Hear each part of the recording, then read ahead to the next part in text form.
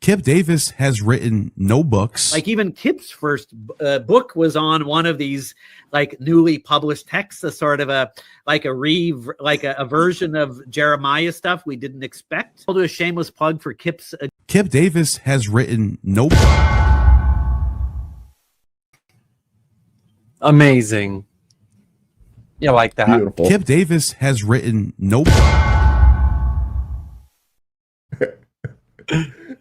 Yeah, it's all right. It's pretty good. So, hey guys, how you doing? Good. So, tell us about your shirt, Nitty, or show us your shirt. Do it, lady. Do it, lady. Staring into my soul. Excellent. Yeah, no doubt. Right. He's and he's here all night. Everyone. Yeah. Staring into your soul. So that's good. That's important. There's already a bunch of people here, and I'm going to try and get through. John Gooderham was first. I never get to be first. I don't know why, but and he says hello. Lil is here. Hypatia is here. Andrew Clemens is here. New you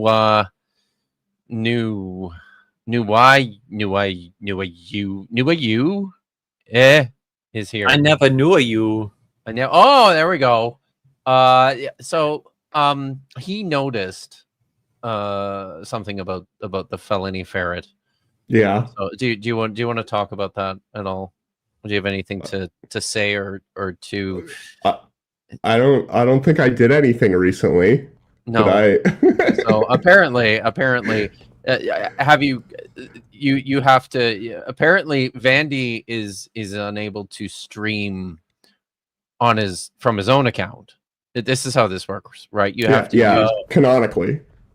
You have to use the felony ferret, which account. I haven't actually done yet. Right. But it is set up for streaming. All right, very good. Like I gotta, because you have to like go through an approval thing. You have to like ask permission, ask YouTube for permission to stream, which is dumb. So that is, yes, that's right. So good to see you, Jackie. The governor is here, as is the humanity, and Bitcores and Holly and Melly and cuneiform guy and not the real Chankegger. And just a minute. Talk amongst yourselves because there's a child here. Wow. You know, I committed a felony once. I stole America's hearts. Yeah. Do it, lady. Well, back to it.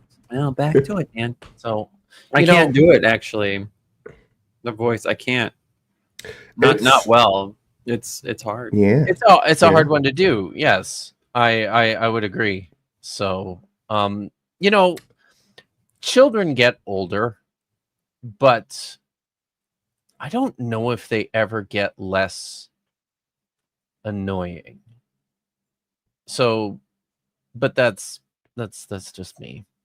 Hey Al, it's good to see you. I hope we don't keep you up too late. Katie is here, and Triceratops, good to see you. There's probably a bunch of other people that have trickled in. If I missed you, let me know. Yul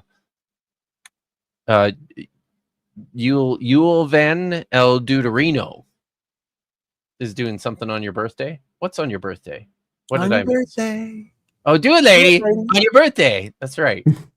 There we go. On your birthday. All the time. And Jeffrey of Arimathea Halstead is playing for something. Yeah. Listening to the Kipster and under the influence of not alcohol. What's all this? This is a show, Matt the Human, where I have put in the minimal amount of effort to, and I haven't. Jeez. Just you saying that, Maya is going into a fit of rage as we speak. Is she mad because I didn't get back to her about the video that she sent me like very recently, Maya? You gotta give me come on. I don't. I'm staying out of it. It's not, yeah. I woke up to get ready for the show, and like she sent me a thing, but like I had to be an adult and like get clothes on and clean my room. Totally clean. Look how clean it is. My god, look at that. Holy cow. It's not clean at all. It's completely messy. But it seriously looks. I mean, the drawers are on your dresser. That's true. That is true. Right? The drawers are not just randomly open. What is that? That is an improvement. Oh, hey, Steven. So I think that's a lot. That's most of you. If I missed you, I'm sorry. But yes, it's true. I've discovered that weasels are pretty useless. Lil says that we need bingo here too, because apparently there's bingo everywhere. I don't know. I only ever play bingo on Bad Science Sundays, so and on Paul's show, but that's you have nothing to do with that one, I don't think. No, I haven't. I did host once or twice, and Paul, they liked it because I could do the thing where I call a square and then it lights up, and so everybody has a consistent thing, which is that's like the nice thing about the bingo site is that you can have it be sort of consistent, and it's not just everybody kind of doing it YOLO. But I haven't. No, the broom, the mop has not moved. It hasn't moved from that position in fucking weeks. I'm such a lazy bachelor. Awesome. God, I'm pathetic. Don't. But yeah. So here we are. It's Saturday night. It is the first Saturday since the book came out. Ew. And I'm excited about it. I'm very excited. How many pages is it? It's 542 pages, but that includes like all the notes and the Hebrew glossary and the index. So the actual text is just 466 pages. So it's a big book. I had a lot to say. What can I tell you? And I was thinking, I was honestly thinking of you guys. I'm getting to it. I'll get to it. Okay, just give me a minute. So I was thinking of you guys, my friends south of the border, because I understand that there are problems in the United States with various things. I hear you have a gun problem and a murder problem but so I thought no, we have an orange problem. That too, but I thought that this could be effective. An effective safety device. You could protect your home with this book. You don't have to buy a gun. You could just use this. You could wear it under your jacket, like yes. like Frodo's mithril. You could do that. Yes, it's Frodo's mithril, but your written word. That's brutal, but that's probably true. Kipp has as many pages. Dude, mithril is like the hardest thing ever. Like you go hard, Kipp, and you can. I mean, I don't know. Physics is the hardest thing ever, but it's good to see you, Dr. Clark Van Gilder. Other than the end of the Republic, everything is fine down here. So good to hear. But I understand that the end of the Republic is something that is of immediate concern. So here we go. Raspberry Limbic Tad for $2. Thank you very much. Kipp Davis has written no books. It was Al Trucker. Is that was it Al? Was it Al? Did Al do it? This is the worst thing about certain fonts. Like, right? Yes. I assume is that Arial? I mean, I like Arial, but the IL ambiguity is not ideal. It is really not. I would tend to agree. So yeah. So here we are on the second Saturday night of the month to once again I'm drinking, and I mean, you guys are free to drink tonight. I'm drinking an amber ale from the Lighthouse Brewing Company. Isn't that a cool looking can? I like that can. Yeah, it is. Oh wow, you've got sugar-free A&W root beer, and mug root beer, but that's not a sugar-free. It is. They're both sugar-free. Yeah. Wow. Yeah. Because I hate my kidneys. Oh. So I've got water tonight. Really? Okay. Yeah, because I'm going to. My plan is to go to work after this. So, like right after we're done, you're just. Yeah, like maybe not like immediately, but yeah, fairly soon after you're good. The circadian rhythms must be. Oh yeah, no, it's completely flipped.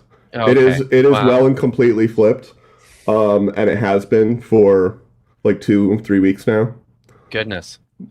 So that's kind of crazy, dude. So, well, I mean, I guess you do what you need to do. Yeah, it's been good. Do we have a time then that you need to be out of here? Not exactly, but I mean, like probably around the 2.5 hour, yeah. 2 hour, something like that. 2.5 hours. That's cool. All right, no, that's good. So this is the show where I drink and we sit around and watch a bad video, and we see what happens. Now, this week, unlike the last couple of weeks, we're going to be watching a video that none of us has seen yet. So we're all coming into this. And wasn't provided by Maya. Naked and afraid. And it wasn't provided by Maya either. So it's truly irresponsible. I did very. I did get one of those by the way, and I was watching it last night. She sent it to me last night because she was really hoping that it would save me from my my unfortunate now disgraced Egyptologist addiction. So it half worked. But you know, oh my god, did you watch Zach's what your pastor didn't tell you about? Oh geez. So that video that Zach made is excellent, and people should go watch it. In fact, I'm gonna. I had no idea what half of the grammar shit he was saying meant, but it sounded like he cooked David Falk. He absolutely cooked him. Over. There is the guy is pretending to do Hebrew without actually doing Hebrew. So the I'm just gonna I'm gonna share this, and people should go watch it, but maybe not right now. Yeah, don't watch it now. Also, his video about Cameron. Yeah, he's killing it lately. God. So he's got a couple there, right? Capturing Christianity. He stole that shit from me. What did he steal? Griftianity. That's right. Yeah, he did. So I can't prove it. That's the channel though. If you guys are unfamiliar with what your pastor didn't tell you, Zach Miller, he does a ton of interview. In my opinion, if you're at his channel, yeah, it's true. He plays characters, but in my opinion, that is Moses. It's actually Moses. Actually Moses. Holy shit! Yes. I was unaware of this. This was like blasphemer news to me. Crazy. So Moses wrote the first book. Right. But I was in the middle of saying something. So if you're interested in like the Bible at all or critical biblical scholarship. Like Zach's channel is a great channel because he does more actual interviews with actual scholars than I think anyone. Like we used to all go to Myth Vision to watch biblical scholars, and I swear Zach is basically doing that stuff now, and it's great. He is tragically undersubscribed and underappreciated. So, but you're doing good work, Zach. But that video, that folk video is something else, and you guys should see it. And it's kind of hilarious because there has been a response. I could read already. Actually, yes. Oh no, a response in writing. Zach shared this with me today. I won't bother sharing my screen. But this was sent to him.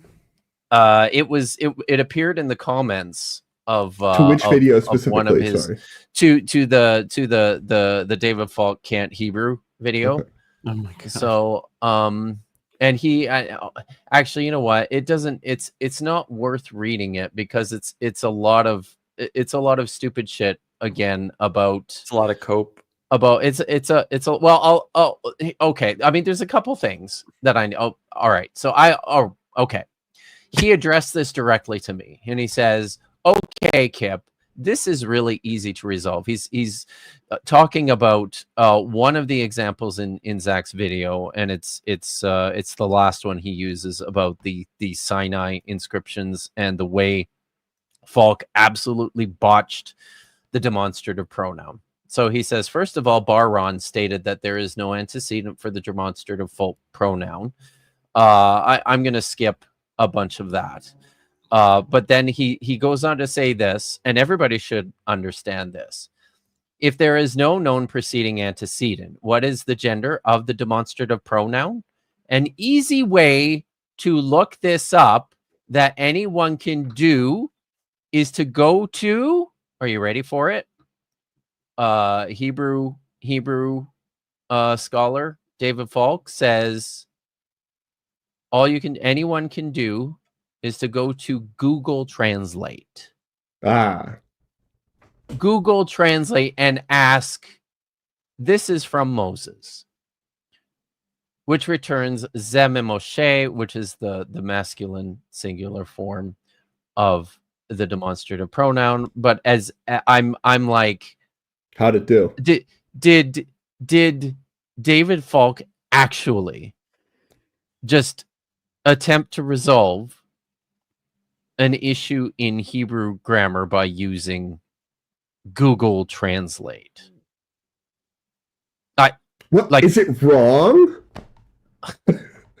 I mean, technically not. But it's, there you go. You know, it's not. It doesn't. Yeah. No. It will ignore context first of all. Yeah. Well, It sounds like you didn't give him any context. It sounds like you gave him like half a clause. So. This is from Moses. So, but David Falk is What would you say your biggest accomplishment is? What field? I'm one of those rare sorts of people that has I'm a polymath.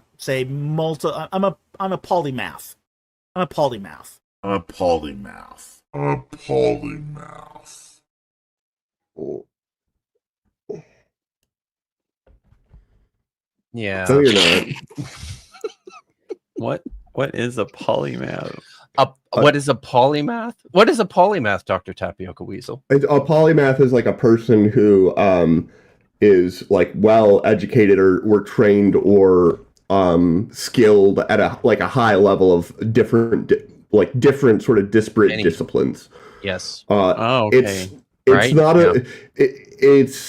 not a thing that happens all that often anymore because the amount that you have to like spend and learn to get good at one thing is so much, because knowledge has become so hyper specialized. But like Newton would have been considered a polymath. We wouldn't necessarily think of him as that way like now, but Newton, like, and people like him back then, they kind of did know at a high level stuff in kind of every field. Yeah.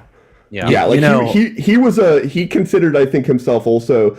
He pursued theology. I don't know that we would consider him like great at it, but obviously math and physics, he was the best. And all sorts of things. So he wrote.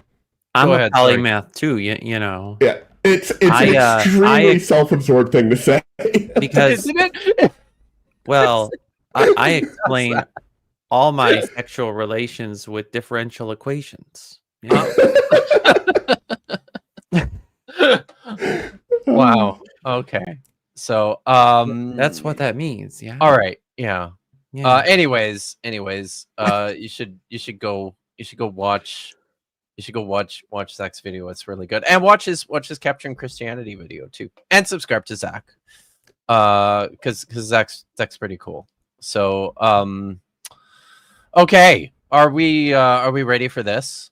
We're 25 minutes in, and we're gonna watch the video we're gonna watch is we were never supposed to see these fallen angels, which is in quotes.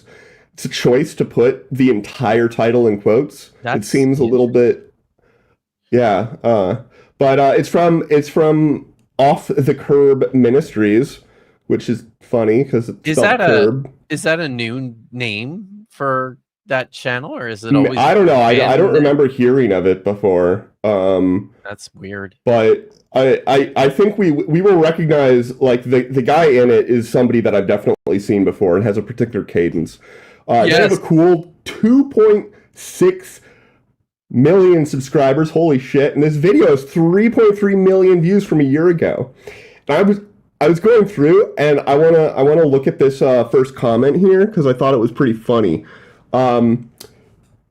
Dear friends, I have an apology to make. I made 2 errors that need correcting. Firstly, I said BCE instead of BC, and to my shame, I didn't know the difference. And then he also messed up Methuselah and Lamech. Wow. Did he? Oh, no, I guess apparently that's fair. But I love how he's apologizing and feels shame. So it's funny because this is a comment that I've actually seen on my own videos. People have actually posted this. The minute I heard you say BCE, I knew I needed, like, I knew you needed to know what you were talking about, and it was time to turn off the channel because, like, what? So I expect everybody in my audience understands what this is, but I'll say it anyways. And I agree. Exit music. It's BC and AD, still good. Everyone knows what they refer to. Yeah, it's fair, right? And I don't make a big deal out of it. But I'm accustomed to saying BCE before the Common Era and CE Common Era. First, because that's like the academic standard out of which I come, and also because working in academics with biblical texts and antiquity, there's a whole bunch of my colleagues who are Jewish and who are sensitive to this, and it genuinely is just a matter of courtesy to try and recognize where people are coming from. So, like, it's the smallest of things that you can do. So it's but this is like to pull out comment space to apologize. Hey everyone, this is a public service announcement. Christians only dogmatically presuppose when Jesus was fucking born. We actually don't know what year he was actually fucking born, unless you're Eric Manning and you pretend that there is an actual year that we can pinpoint that Jesus was born. but it's not true. Good eye. New way you can you say it? I can't say it. I'm the name Noenuya. Noenuya. Thank you. Noenuya. Thank you. Yeah. Banned from the Bible shows Ge'ez Bible. So that's Ethiopic there, or Ge'ez, the language of the traditional language of the Ethiopian church. So yeah, so this ought to be fun. But after the comments, the comment there was, did I see that right, that this has over 3 million views? 3 million, 3.3 million views in a year. year.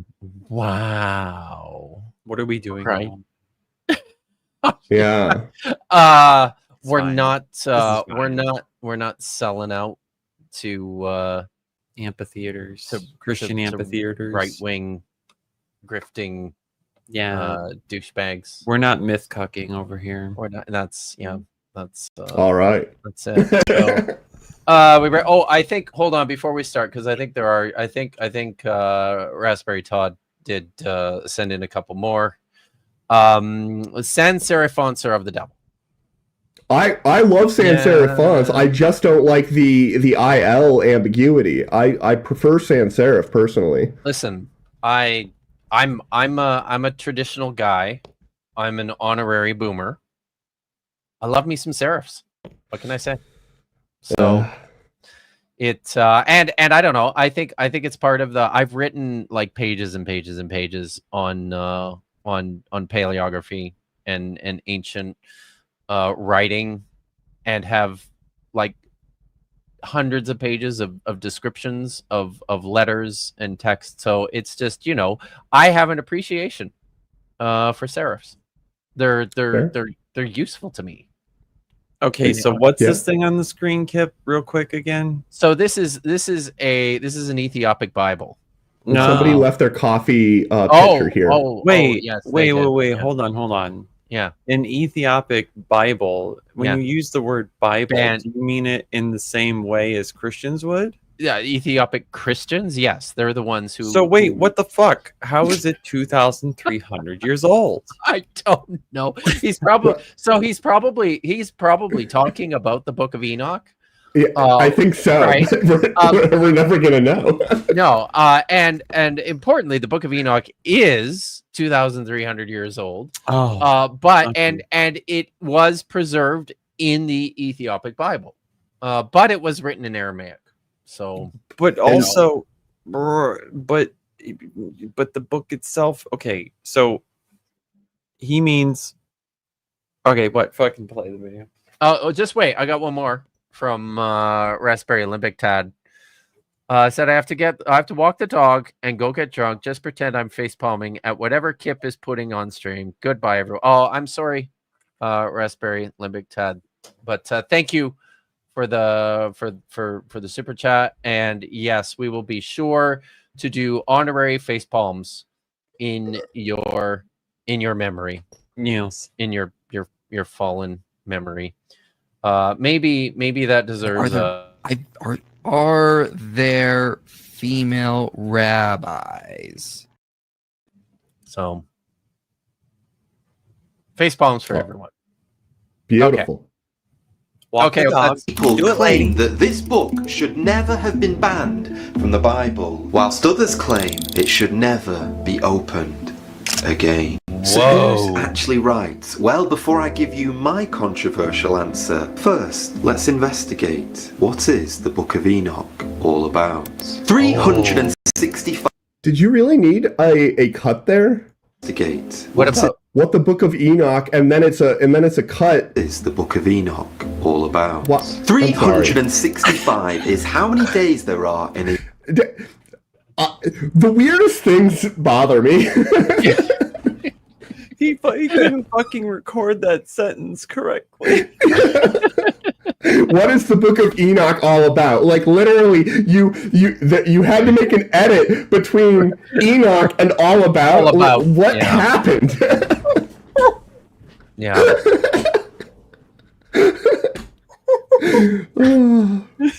3.3 million views, Vandy. I guess. Oh my. Apparently we're doing it wrong, right?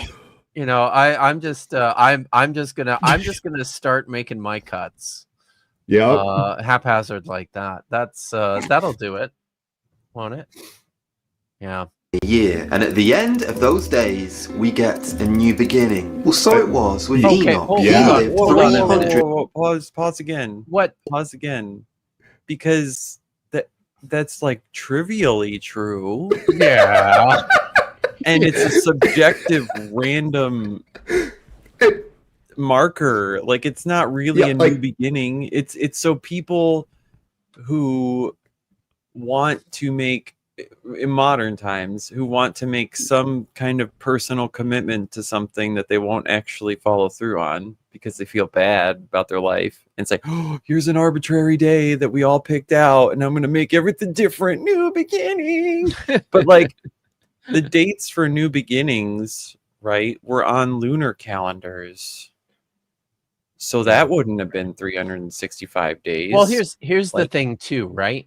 Like, I don't know how much of this he has picked up on, but this is actually this is a big deal. Insofar as the Book of Enoch is concerned, is the solar calendar. Good question. Right. Which wait. But its implementation was not pre-Diluvian. That's for sure. Oh no, definitely not. Right. And then wait, when was the solar calendar really a bigger deal? No. I think the Egyptians observed a solar calendar. In terms of the early Jews, there was controversy, right? Is that about me? Am I lagging? Everything looks. Oh yeah, you're frozen, dude. Yeah, you're like totally. Oh, there we go. You're back. So Egypt, but when? Somebody who knows things about Egypt might need to help me out here. Would it be like? But here, hold on. Let's the only thing I know about Egypt is that they made giant power plants out of limestone. True. Yes, that's also true. So in early Judaism, this was a big deal in, as early as the 3rd century BCE. These disputes about whether they should be observing a solar calendar or a lunar calendar, and how to make your lunar and your solar calendars align, because people had disagreements about this kind of stuff. So and Enoch is like propagating this solar calendar priority, along with other texts like the Book of Jubilees, and some of the other Aramaic literature, particularly the Aramaic literature in the Dead Sea Scrolls.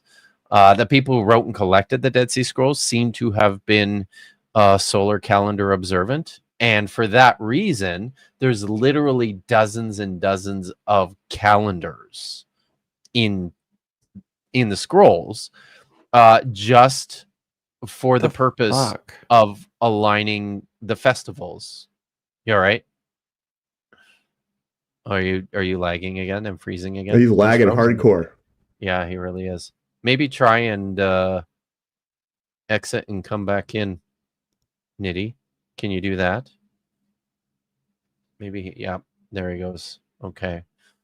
So, so the defining difference between a solar calendar and a lunar calendar is like a solar calendar stays locked in with the seasons, right?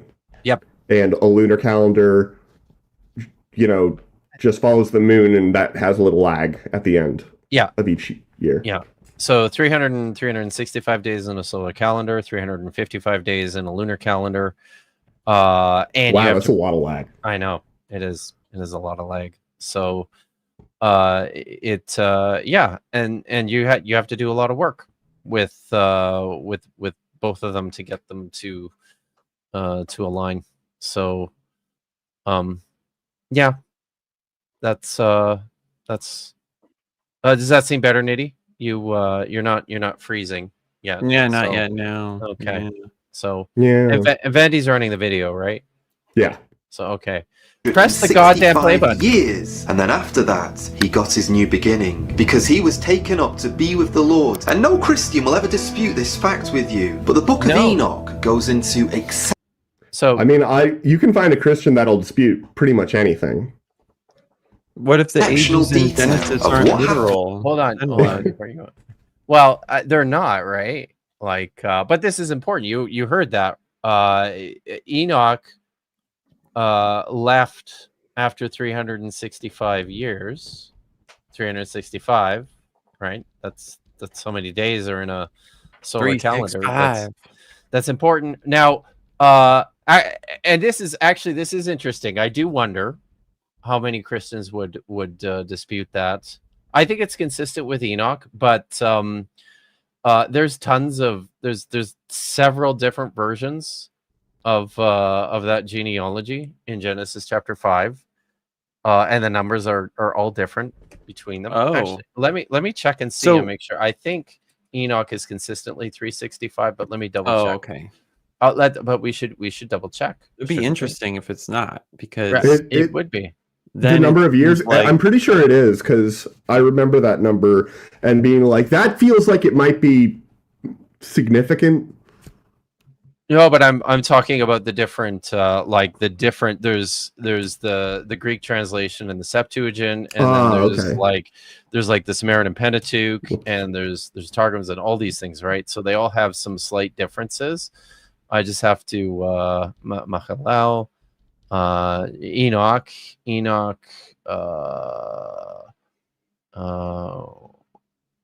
let's see. So Enoch was, so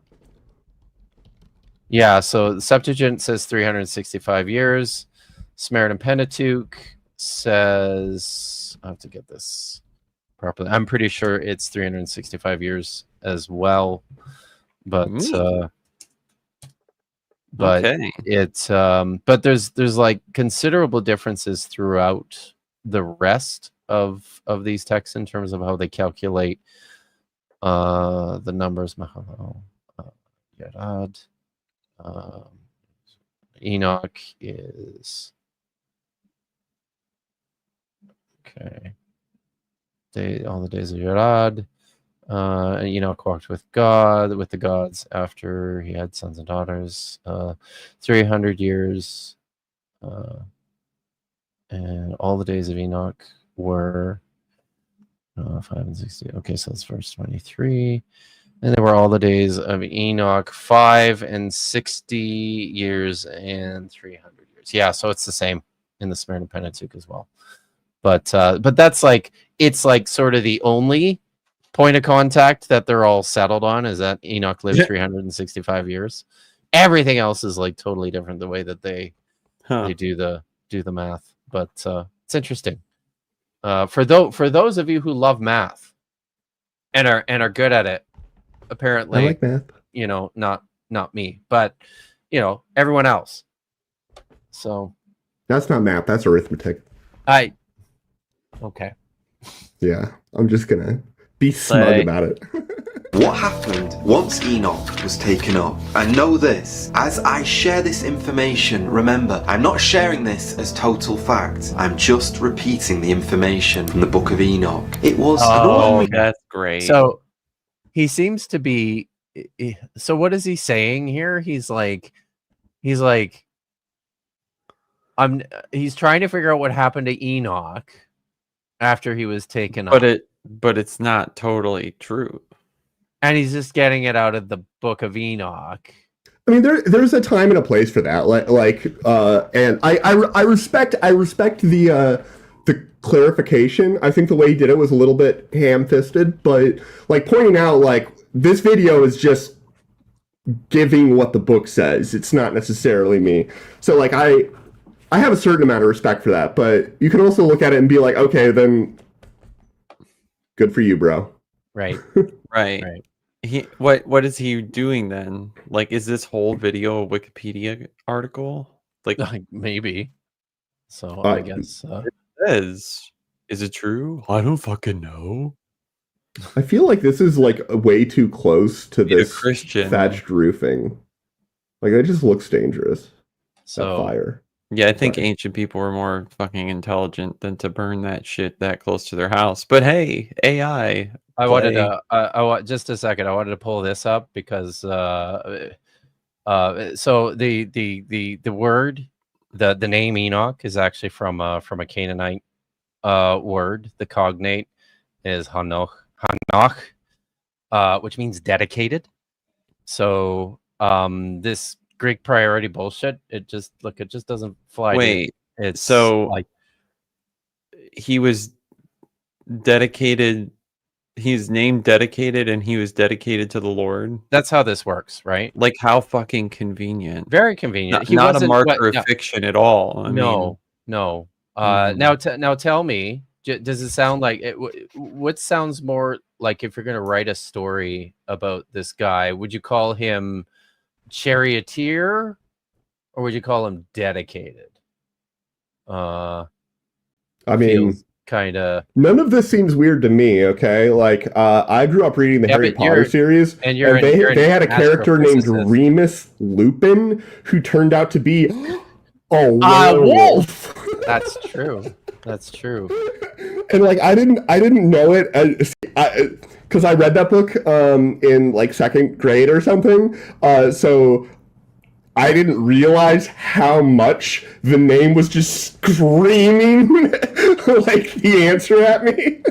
But yeah, now that I look back, I'm like, I bet, if I'd read that book in fifth, I would have realized. I would have picked up on that before it got to that part.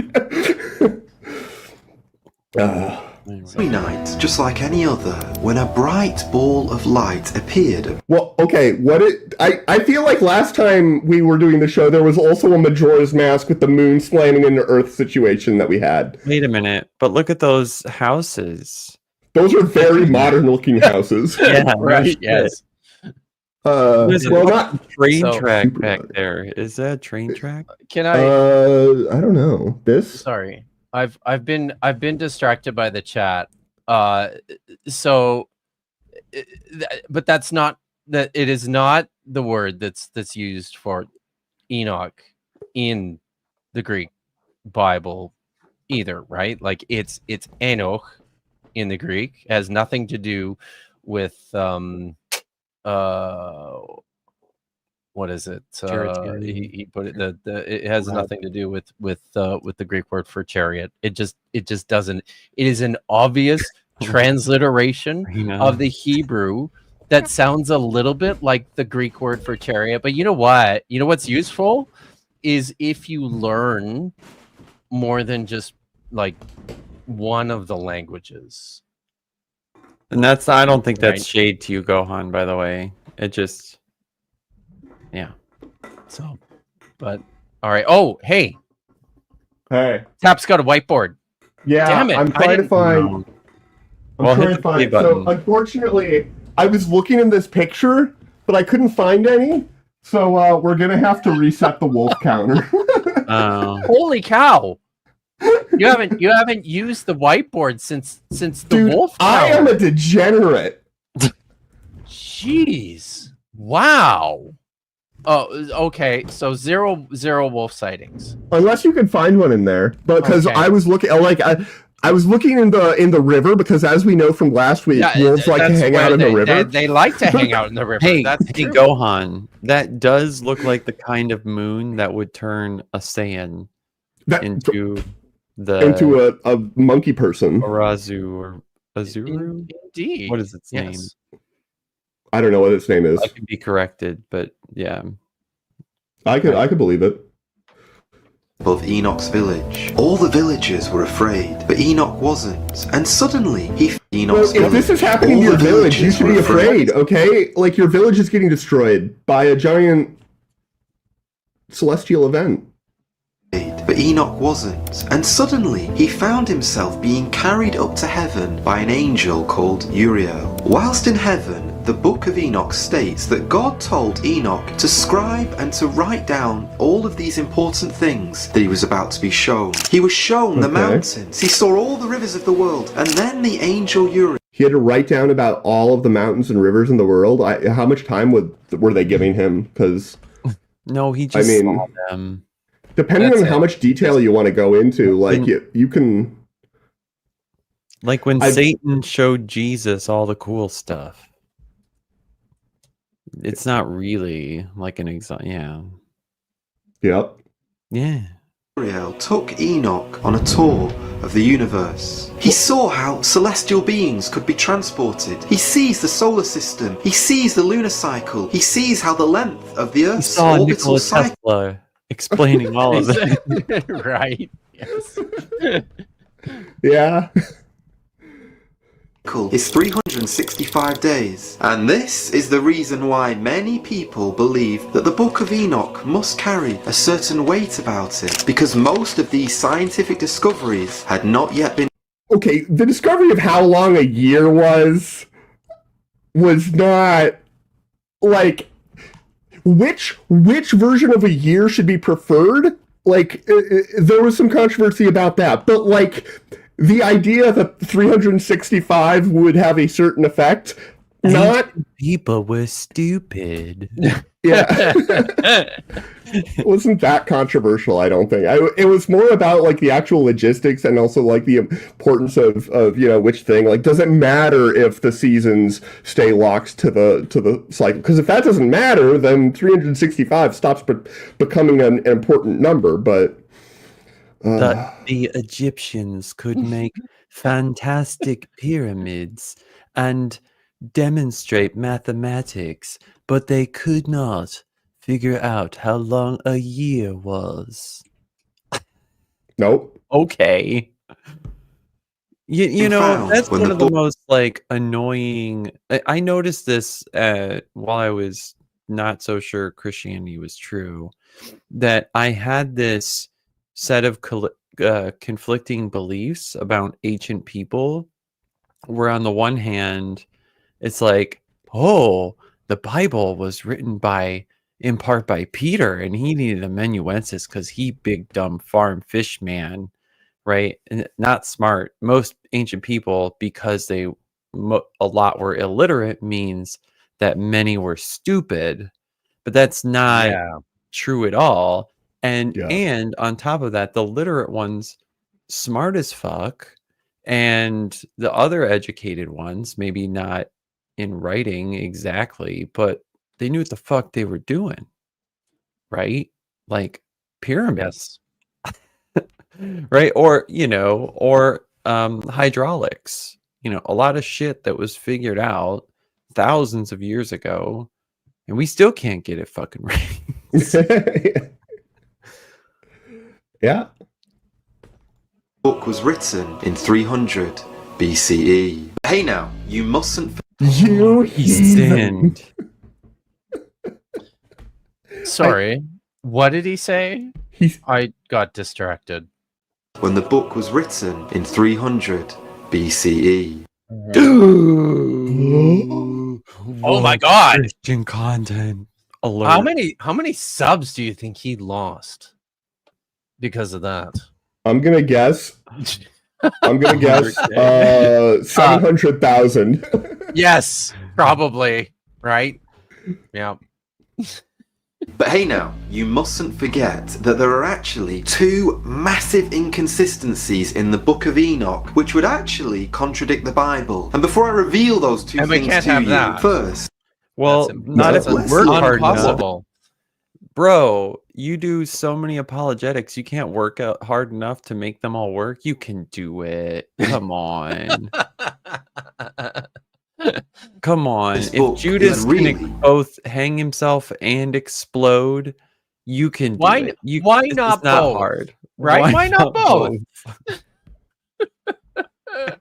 Reveal those two things to you. First, let's look at what this book is really famous for. In the first book of the Bible, Genesis, we read this: there were giants on the earth in those days, and also afterward, when the sons of God came in to the daughters of men, and they bore children to them. Those were the mighty men who were of old, men of renown to them. So I gotta say,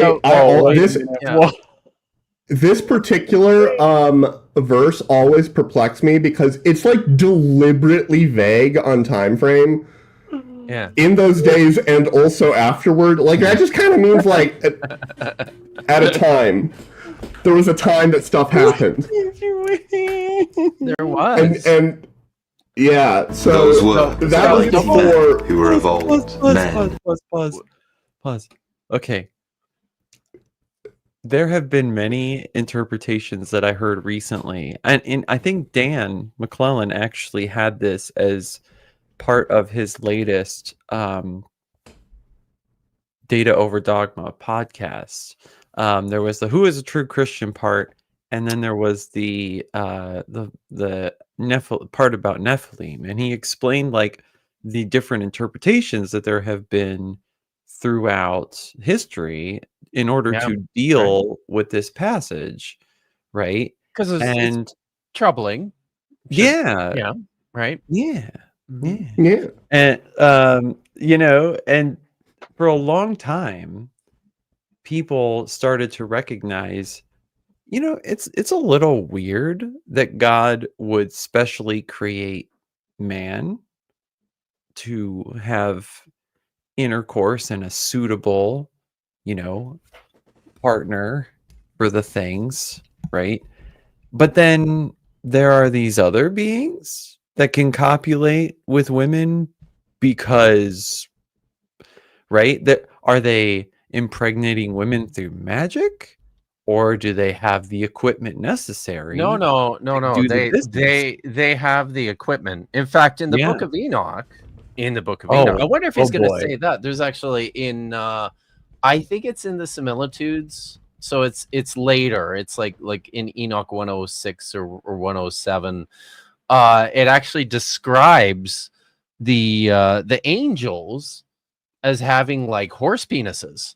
Like they are. Yes. God damn it! Why are we always talking about dicks on this show? Why does this happen?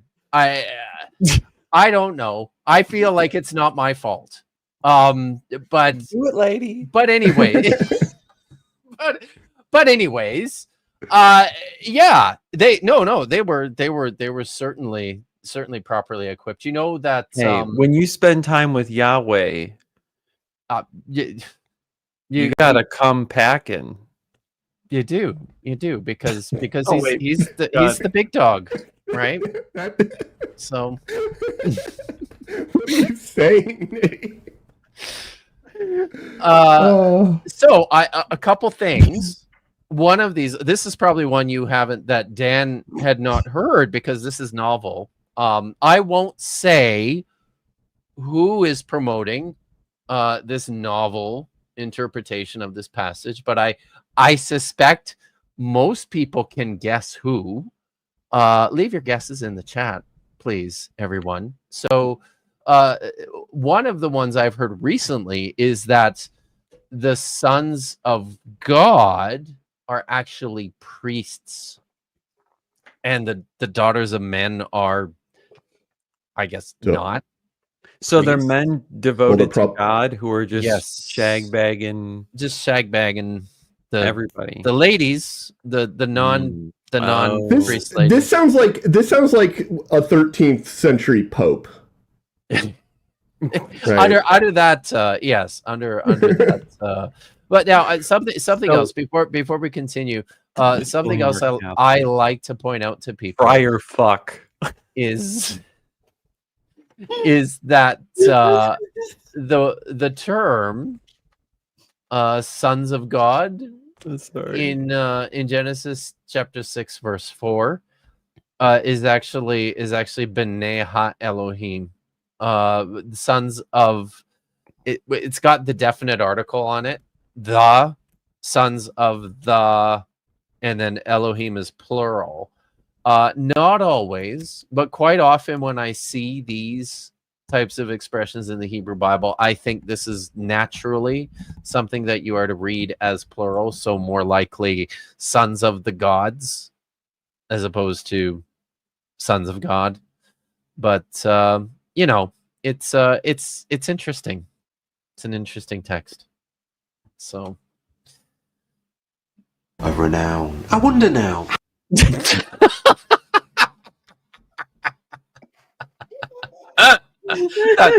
That's awesome. He looks like an nth, kind of, doesn't he? I'm pretty sure this is Grendel. Where's Captive Desk? Yeah.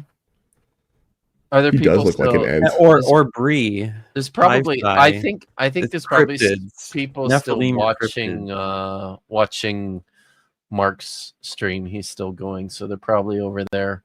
But I did want to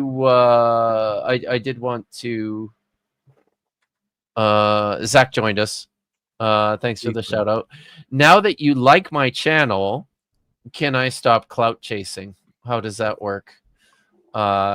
Yes, Zach. You can stop clout chasing now.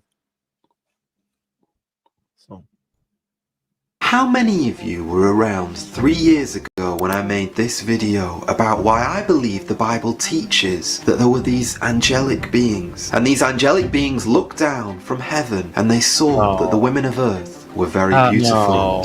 So are his wings like attached to his chest? Oh, yeah, they are. What the hell is what the fuck is that?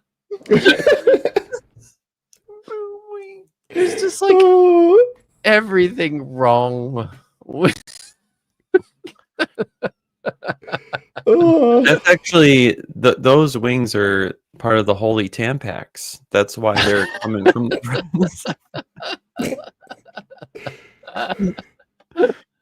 So they went in and they had relationships with these women, and from these relationships. No, that's a tampon. What listen, always guys. the holy always, man. Wow. I know women anatomy and products, feminine products. Okay. I have bought them at the grocery store. So this here too, right? Like there's problems, lots of problems with all the wings in this picture. Yeah. The AI can't decide if these are supposed to be people or just the wings. Wings. Yes, it's true. Does she have wings? I'm pretty sure she has wings, but it doesn't quite like the positioning wing? doesn't really work. Because if she's got the one wing, she's got the one left wing, which is very clearly coming out of the right side of her back. Yeah, it kind of looks like him too. It's doing the same thing, isn't it? Yeah, but his looks like it could be coming from the middle. Like I can give him that one. It's a center wing. I like how his face is blurred out. Well, you got to protect his identity. Yeah, it's like Japanese porn. Yes. So by the way, please take note of all the Protestant cope by insisting that these are angelic beings. Right? No, my guy, they're gods. They're the sons of gods. They're gods. They're divine beings. It's what they are. They're not angels. So fair. Relationships came these children who were part man, part angel, these hybrid beings that were Goliath-like inside. Why? Right, and this is the thing that's pretty fucky, right? I bet you he's an intelligent design proponent. Okay. Oh, so, yeah, okay. So if you're an intelligent design proponent, did God directly create? Like he made everything according to its kind, right? So right. So the angels and the humans, right? Those are according. The Nephilim are according to a kind, right? If they are a creature that can do its thing, they look down and say, "Do it, lady." Like what? I don't know what I'm doing here. I'm just I do weird things. My name is Tapioca Weasel, dude. Okay, like I feel that. But like that means there's got to be some cognitive dissonance there. If he sat down and put this logic together, nope, doesn't do that. So now just what logic? Fucking hit play. And when the Lord God saw all of these evil ways, he was very angry, and he poured out his judgment, his water on all of the earth. Yeah, but wait a minute. Stop for a second. That's go back phrasing to the text that he cited. Which one? This there. one? Yeah. Okay. Look at what the one. Not that the one about no, the sons of God came into the women. The next one, dude. Just okay. Sorry. That's okay. So this one here. Okay. Notice this. He says there were giants on the earth in those days and afterwards when the sons of God, yes, and afterwards. Very precise.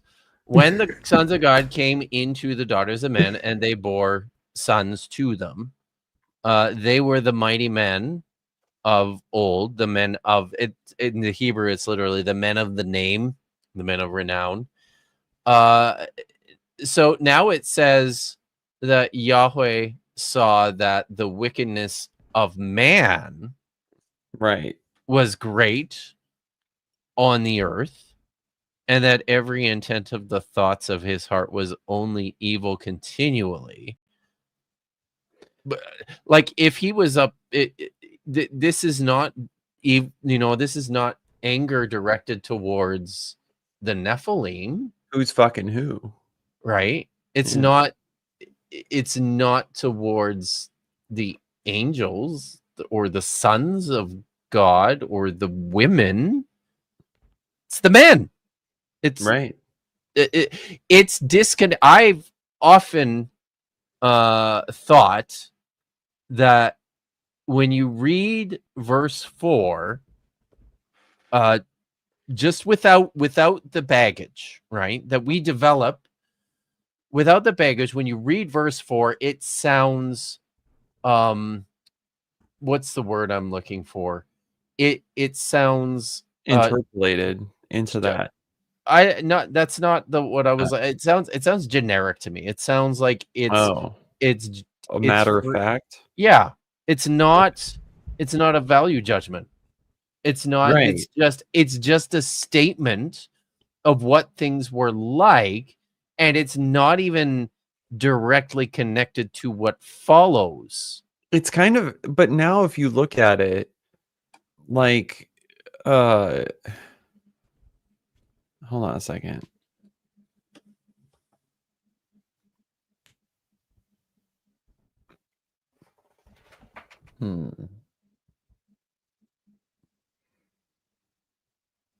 I don't know. It just, now that I'm looking at the beginning of 6, 5 seems stranger to me now. I don't know what it is. I can't see. Yeah, look, it's not. If Yahweh was sorry that he made man on the earth and he was grieved in his heart because the intents of the thought of his heart were only evil continually, like what does that have to do with the sons of God impregnating women and having giant offspring? Like, or it's not even giants is, I believe that's the Greek. And the other problem is actually, and afterwards. And after what? Yeah, this is what, because then the Nephilim survived the flood, then angels were still able to get freaky again later. Like, well, this is actually the Israelites have to go into the promised land. It's like, well, the angels got back down there and started banging, and then God was like, well, I already flooded the earth once, and these demon fuckers, like, I can't do that again. Like, yeah. So this is, I mean, this is actually one of these perplexing it's a source problem, right? It's a problem that's caused by different sources saying different things throughout the biblical text, right? But one of the things from the very oldest times of reading the Bible, this is one of these problems, right? Was that the flood is supposed to have wiped out everybody except for the family of Noah, and yet we read in the book of Deuteronomy that the sons of the Anakim in the land of Canaan were descended from the Nephilim. So how did they get there? Very carefully. Yeah, right. Yeah. I guess and this is true. This is totally legitimate. I've seen people suggest that they were big, right? So they just like hung on to the rudder of the ark. They did. They just hung on and they didn't have a rudder. It was a box. No, Noah took every animal according to its kind. The two of each animal. No, they were the Nephilim hanging on the fucking rudder. Yes. It's true. This is I wonder what Ken Ham would think of that. I have right? Yeah, right.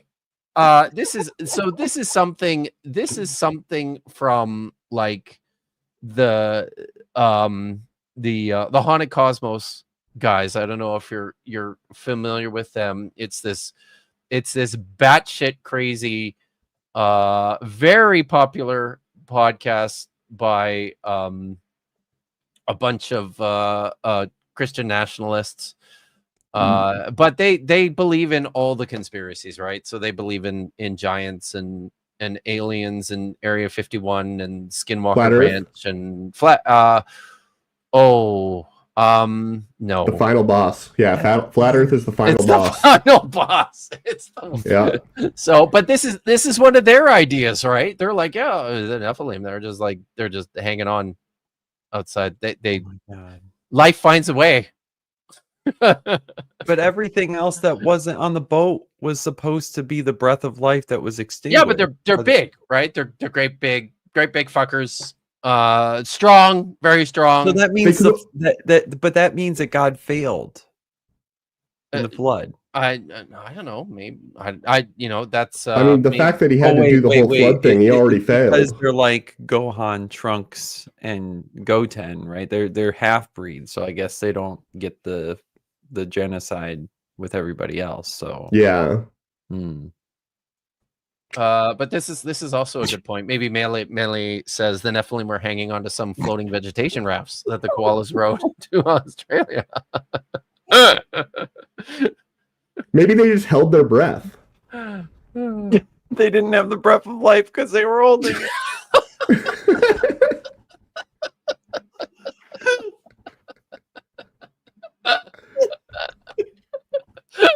Angry, and he poured out his judgment, his water on all of the earth.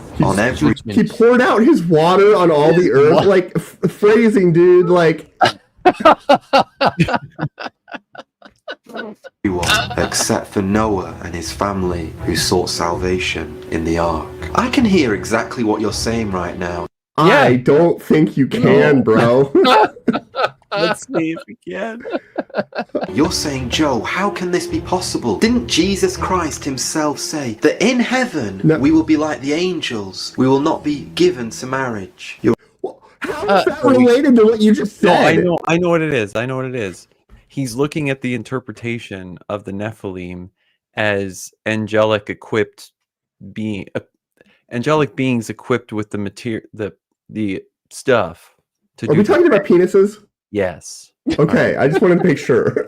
I mean, he's talking. He's dealing with the angel cocks. All right, and he's trying to say, "This is the face of a man who deals with angel cocks." It is. It really is. So he's like, "Hey, look, Jesus denies the angel cocks. So now what do we do?" Right? Jesus is not into the angel cocks, so we have to figure this out. Because in Jesus' day, marriage meant fucking. those were the same thing. So if we aren't given in marriage, if angels can't fuck, then how are they fucking the women then? We're not into that in heaven. Maybe Jesus didn't read this text. He didn't have this one. Yeah. So just before you go, Goop do 3 for $2 says, what if one of Noah's sons or in-laws was an Nephil? Eh? What if that? This is actually not that far-fetched, because in the Aramaic Genesis Apocryphon, Lamech, the father of Noah, when Noah is born, he glows and he's got lightning bolts shooting out of his eyes. As one does. He's alarmed, right? Lamech is alarmed. He's like, hey, that seems a little sus. Wait a minute. And he approaches his wife, whose name is Bitanosh in this text. He approaches Bitanosh and he says, hey, Bitanosh, please. Were you having sex with angels? Bitanosh. And she responds to him. She's like, how could you? No, come on. Don't you remember that night of passion that we have? And it was amazing. And that, like this is part of the process for many ancient people, connected the pleasure of sex to, the actual insemination process. Like pregnancy was successful if the sex was good. So she's like, that was a wild night. Of course I was pregnant. So, but he's so upset about this and he doesn't believe her that he goes and asks his grandfather, who is the oldest man on earth, Methuselah. And Methuselah says, well, here's what we should do, because my father was Enoch, and as you know, he went to be with the gods. So let's go ask him. And because he's hanging out with the gods, he knows everything. So he should be able to tell us what's going on. And I just point that out to say, maybe Lamech was right. Maybe Noah was actually a Nephil, and all his kids were Nephils. Had part Nephil in them. They were all. Yeah, I like it. Play the video in private chat for just like 10 seconds. This is what Lamech was trying to do, but with his. Where am I starting? It's shared at the timestamp. Okay.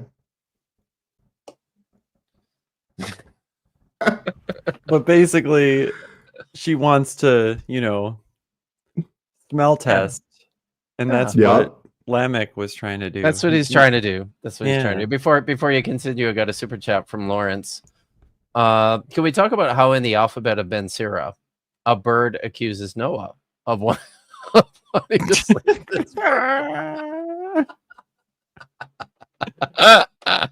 Man, ancient people wrote some Greek fiction. Yes, right? Like, yes, were some of these Hebrew men like the first subreddits? Like, right? Indeed. It's like, hang on. In 4,000 years, there will be dragons fucking cars. We gotta one-up it. So, and I just like, I appreciate, guys, that you are working very hard to expand my musical horizons. So, thank you for that. You can edit that out. I can. It's just you can just say mute the audio. Nobody, everyone will see "smell your dick" on the screen, and they can look at it themselves. Oh. You're right, Christ did say that. And one day, in the not so distant future, my plan is to do a deep dive on the subject of giants. Pause it for a second, because I thought he was going to say one day in the not so distant future, like the apocalypse Jesus would happen, and Jesus is coming. I was right there with you. Nope. He wants to do cryptids. All right. He does. Bree, are you here yet? God damn it. So see that video in a couple of weeks' time, please do make sure you subscribe. But right now, yeah, I'm not because he the needs book them. He really needs your subscription. Yeah, you're so. I hate this. of Enoch offers a very detailed account of where giants came from, and I want to hear from you. I want you to listen to this account, and you tell me. Is this one like? He's taking a shit. Yeah. He's like, oh man, I should have had those wings last night. Those angel wings. Whether you think it's accurate or not, according Whether to the you book think of it's accurate or Hold on, not. what did he say? So this is open up. Well, I guess audience, I'm just telling you what it says. But once I read came it, from. maybe you think it's true. After Yeah. all, you believe Okay. God could make donkeys talk. Why can't angels fuck? Shut the fuck up and listen to what he has to say. Okay. I want to hear from you. I want you to listen to this account and you tell me whether you think it's accurate or not. According to the book of Enoch, God sets over the... Because, like, that's the best guide of Yeah, okay. truth. And Consulting YouTube comments is the best pathway to truth. Oh. So this is the other thing too. Accurate. When he starts off with an angel that is not even close to what the Bible depicts, right there. What the fuck does that, like, accurate according to what? Like, what is the metric here? Your feels. I mean, I would assume reality. I mean, if you're consistent in accepting many of the supernatural claims in the Bible, especially in the book of Revelation, like, what is really stopping you from accepting the supernatural claims and imagery in Enoch? Tell me. Lack of psychedelics, mostly. No, here's what it is. It's dogmatic tradition that says, no, don't accept those ones. Yeah. The earth, certain angels to watch over it, to look after it. Some of these angels were good, but others were bad. And just like the biblical account, some of these bad angels, these celestial beings, they were attracted with the wings on their chest. The always holy edition. Of limited time only. And it's all red like it's been used.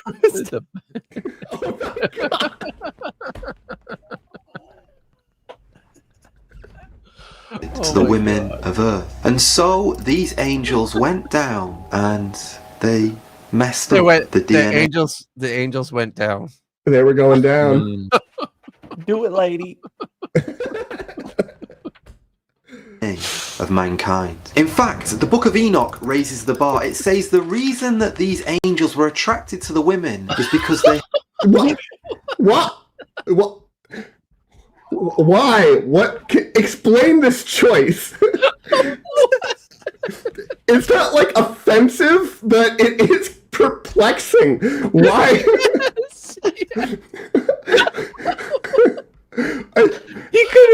is cut out of a magazine. You can tell this is cut out. Picture that you could have picked any picture.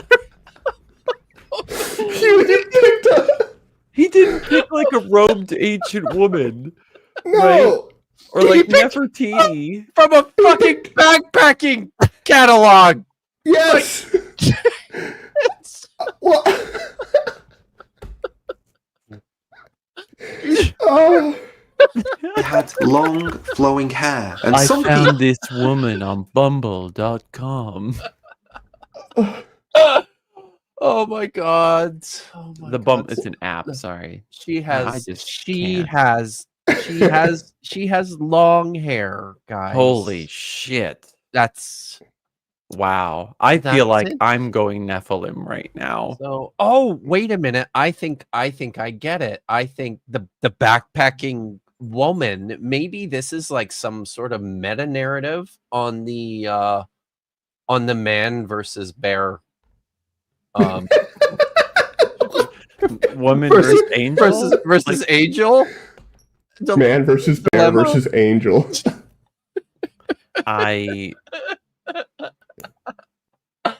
She's packing much back.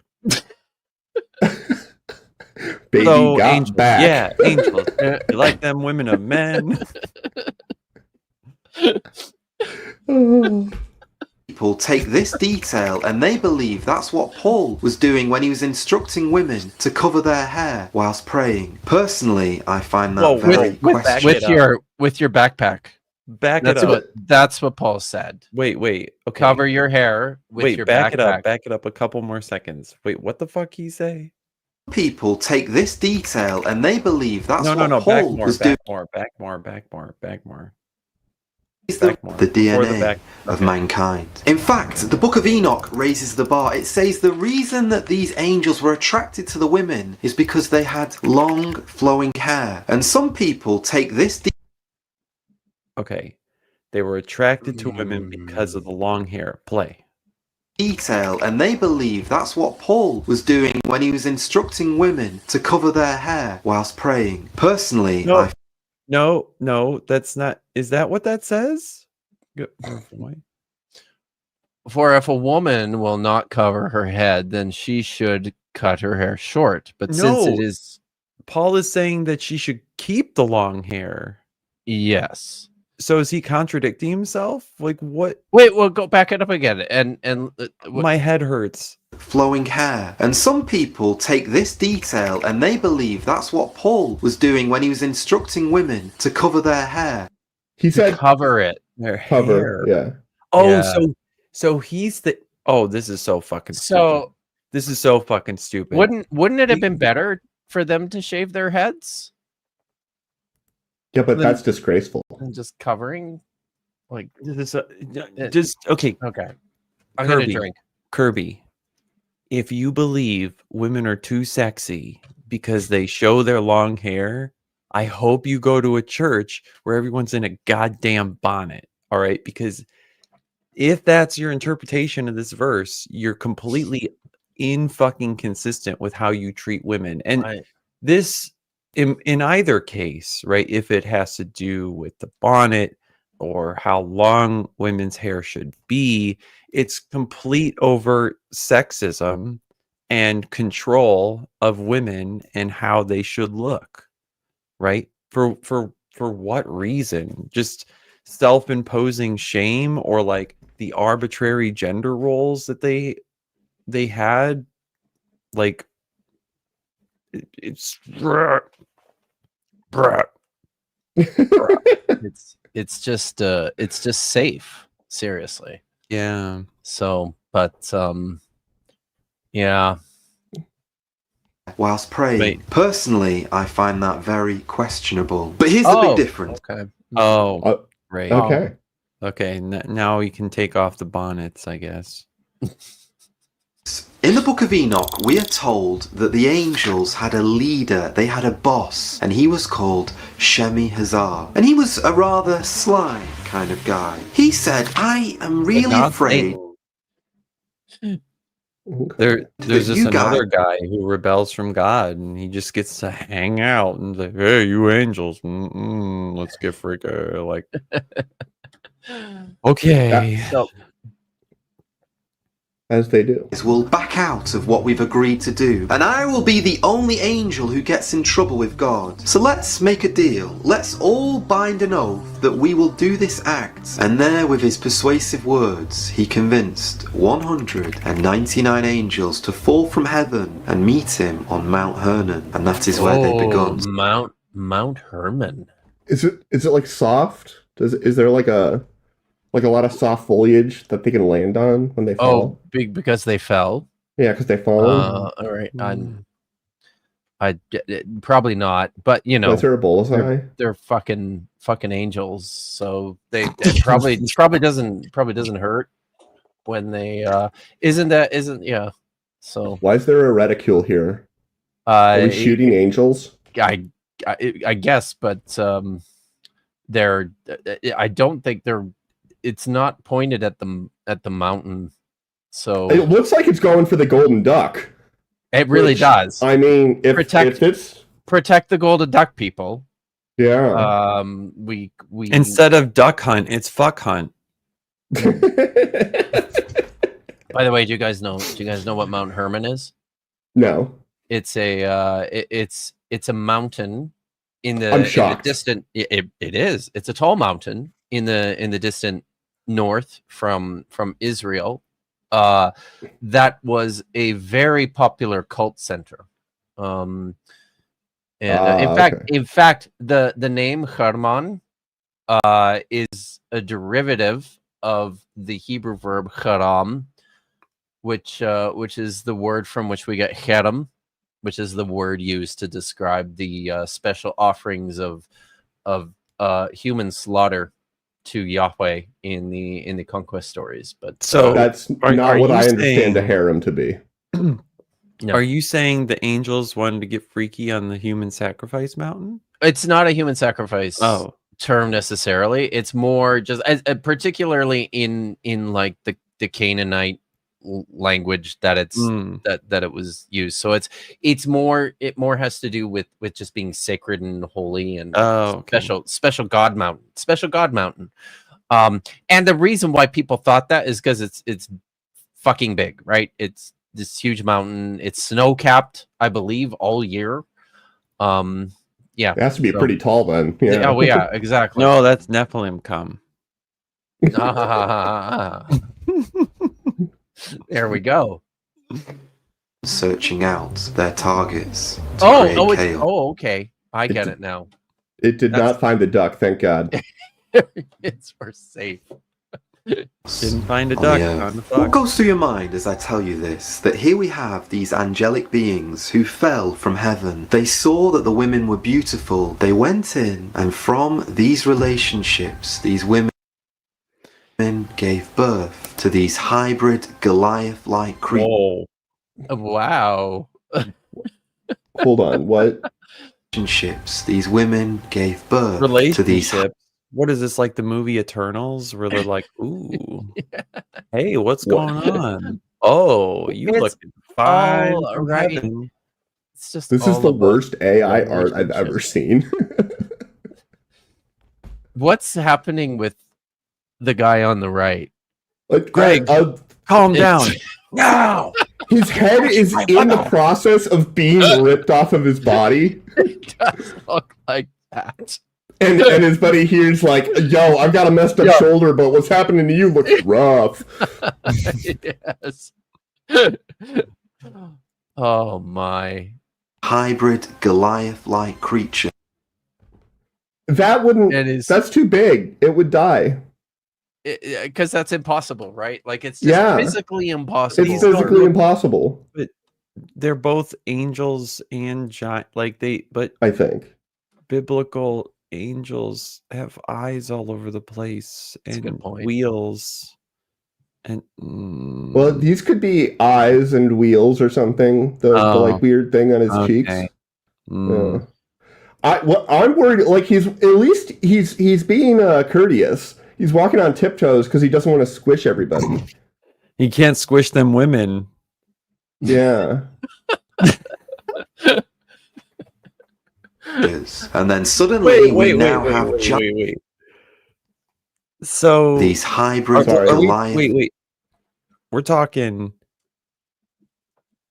the genetic diversity here that from the relations that he said. I'm trying to use his language. Okay. Relationships. Right. Right. Are they like Galactus where they can shrink down, do the deed, and then grow again? Get like big again. So I mean, the Book of Enoch is unclear. This is the trip on this feature, right? As is the Book of Genesis. So you've got to sometimes you just have to when you're dealing with trying to massage mythology into your bullshit worldview. Sometimes these are the corners that you just have to cut. Yeah. Right. The gaps that you have to fill to make things work. This is worse than if a female chihuahua had a bred with which is not something they don't allow that to happen, right? Like that's just not allowed. Yep. I'm fairly sure. Yeah, I'm not sure what happens if that's attempted. Possible doesn't mean you should do it. I'm not sure it is. Yeah. Whoops. Suddenly, we now have giant clans. Hold on. Giant clans. Is that what he said? Yeah, that's what he said. Yes. Wait, I mean, I like the lady with the normal clothes, like 20th century clothes. Right and there, bun. just yes, looking up at the this like miniature person. what the hell is? Well, they're all. I mean, they're all just different. They're all just different. Yeah, I love the different teeny clans of giants, right? So you've got like the guy with the pointy hat who's part of the very gigantic clan of giants, and then some others who are from the clans of less tall giants. Yeah, so and then the normal dude in the front. Look, the guy the guy to the left, the shortest guy to the left of the big giant looks like he's trying to get those wings. Yeah, he does. Out. You're right. It's yeah. He's like, just gotta shrug it. Yeah. Come on.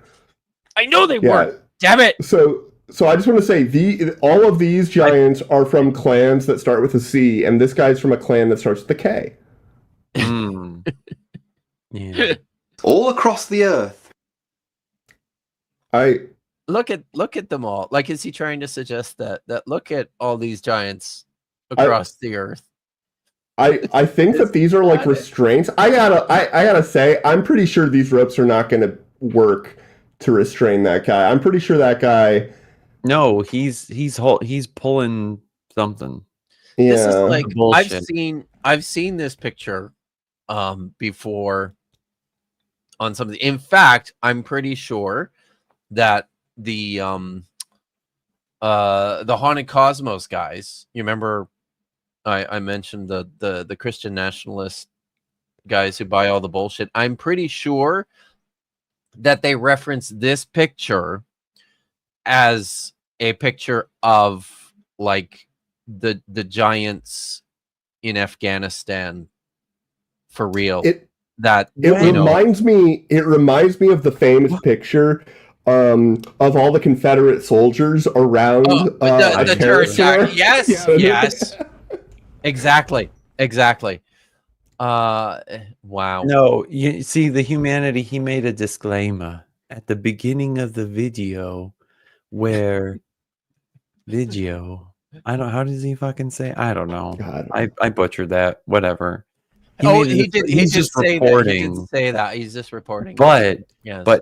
But if you think this is accurate, let him know in the YouTube comments because he has a bridge to sell you. Goop23 for $2 says hot skitty on Whale Lord action. Don't know what that means. I'm afraid to ask, but I'll take it. Justin in here, he'd know. Who is spreading evil? Okay. Now we got the Green Giant, and I wonder what you're thinking about right. I wonder what you're thinking about right now. You know, that's a fair point.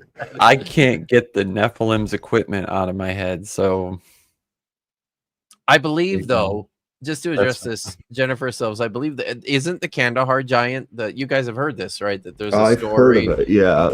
There's a story about from like American Marines who were smoking out caves in Afghanistan looking for Osama bin Laden during the invasion. Reported that they encountered a giant. A red-haired giant. I believe that's the Kandahar giant. Okay, I don't think I actually have heard of this. No? Oh, no, I don't think so. Because I'm looking it up and it doesn't sound familiar. There's people. Do you have like a Chat GPT summary there? There's people out there who are convinced that the U.S. military is hiding information about an actual giant that the U.S. military killed in Afghanistan during. I found here we this. are. Oh, okay. Yeah, the giant of Kandahar. It's on the cryptid wiki. It was huge. Nice. Okay. Oh, And look, like there he the- is. Do you see the killed picture? him. That's like that's from the video footage that they captured. So there he is. Wow. Right? Yes, because we totally let that happen. Yeah. I mean, I'm not sure letting had much to do with it. Look at this thing. What is this? Starship Troopers? Like you see that? Oh, it totally You is. stand there Isn't and it? it's like, "Ah!" And it's like... So. Oh, wow. Okay, well, fun. Allegations of being a hoax. Yeah, you don't say. You don't say. You don't say. Right now. Well, it gets even crazier. One of these bad angels was called Azazel, and he is the one who taught the people how to fashion the metals of earth. He taught them how to create shields, armor, and swords. And believers in the book of Enoch claim that Azazel is the reason why we have fighting between countries today. Because bro, that was gonna happen regardless. If only we hadn't learned about metal. This one time, God damn it. One time, Yahweh spoke to a group of people and said, "Hey, go fuck them up." Right? Yahweh commanded warfare. Okay, the angels and forces and whatever weren't responsible for people fighting each other. It was Yahweh too. Also, no, there doesn't have to be any, like, people are gonna fight. I mean, Cain and Abel fought without anybody telling them to fight. Probably, maybe. Yeah. Cain, watch out. Sin is overtaking you. Hey-ya! Because he is the one who taught us how to hate. He's the one. Well, you said he taught us how to do metalsmithing. That's not the same thing. I feel like you're really throwing all blacksmiths under the bus. Metalsmithing and Cain hating. taught us how to hate. But Right? guys, look at the background. Are those 20th century soldiers? Yeah. Silhouettes Mm-hmm. in the background. Yeah, Okay. because these are the fallen heroes who fought the giant of Kandahar. Right. Yes. It totally is. Yeah. Because we needed a different angel to teach us how to. Okay, go on. Play. One who taught us to create these advanced technologies and to do these things to one another. So just remember that. Because listen, guys. Because human people, especially brown people, Oh yeah. couldn't figure out how to do this themselves. Nope. Had to be angels. Yep. Right? Yep. Had to be. They built pyramids, but weapons. No fucking clue. Well, it's same. The angels probably taught them how to build the pyramids too, right? It's just, I mean, you do a show isn't that the main theme of your show, every week? Tap. Yeah, I mean that brown people had to be taught by aliens and or angels how to put rocks on other rocks. Yep. Because it's very. It's a concept that it's like, wait, hold on, the rock can go on the other. My mind is blown. Oh, I gotta say, they couldn't do advanced agriculture. They didn't understand the seasons, right? The angels were like, hey. No, they certainly didn't take advantage of the nearby Nile River to flood and do a bunch of irrigation and fertilization stuff and have all that figured out with irrigation system. No. And if they did, it was because of either aliens, angels, or white people. Yeah, it's a good reminder, everyone. Just because white people couldn't do it, it doesn't mean it was aliens or angels. Yeah. Yeah. Name Azazel because we're going to return to it a little bit later. I did say to you that I was going to show you the two unbiblical Okay. errors that the Book of Enoch teaches. No, Well, it's not just time. These are the two biblical errors. yeah. Unbiblical errors. Unbiblical. Sorry. Unbiblical. Yeah. For that right now, but there is a third one that I do.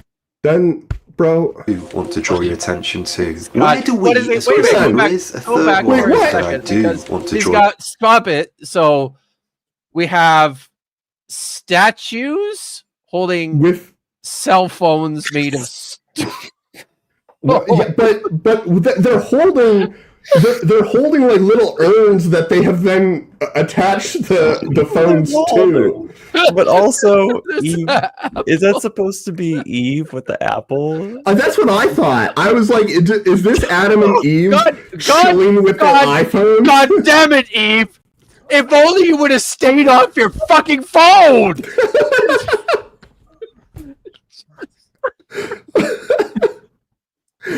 She got around that She got it on Instagram. That adult content blocker. Although, to be fair, she would have been the one producing the adult content. So that is a deep cut, Maya. So Your attention to. Where do we as Christians believe that sin came from? We believe that Adam and Eve, when they ate of the tree of the knowledge. Bro, why are you like? Is it the side boob? Does he really have to block out the side boob? Because there's no boob over here. Oh wait, hold on. Given where the AI art has been placing the wings, it's possible that behind here there's just titties right on the back. But hey, Adam has got a Nephilim. He's got a Nephilim down there because that's a lot. He does. It's coiled. He really does. Look at the dog.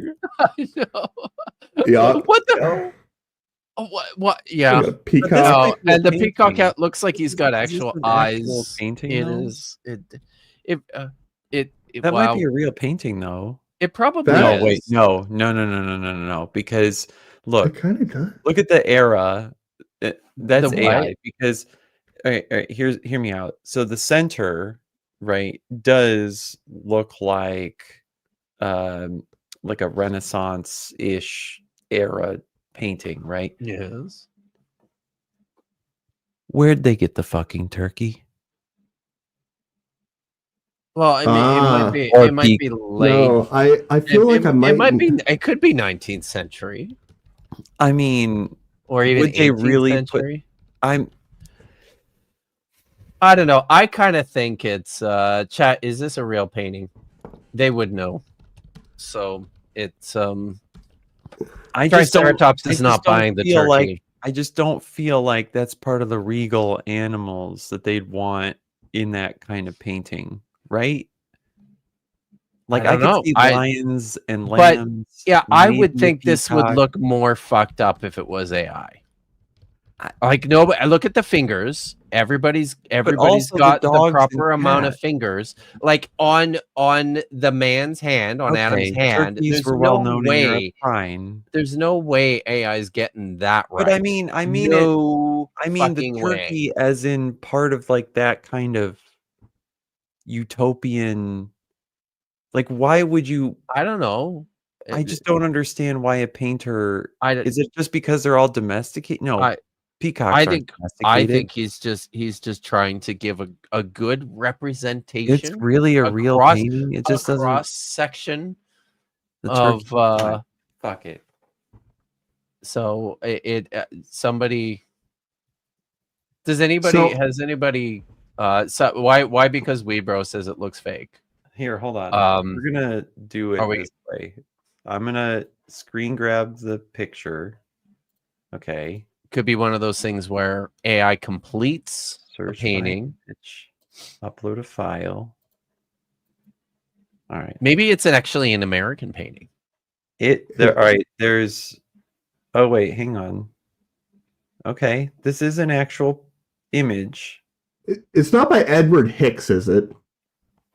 Hold on. Because it looks. You know what's like really, really funny? Here, let me share my screen. Okay. Because if this is the original image, I'm waiting. Let me. Okay. Yeah. Hang on. Let me. Okay, it's on a bunch of YouTube videos.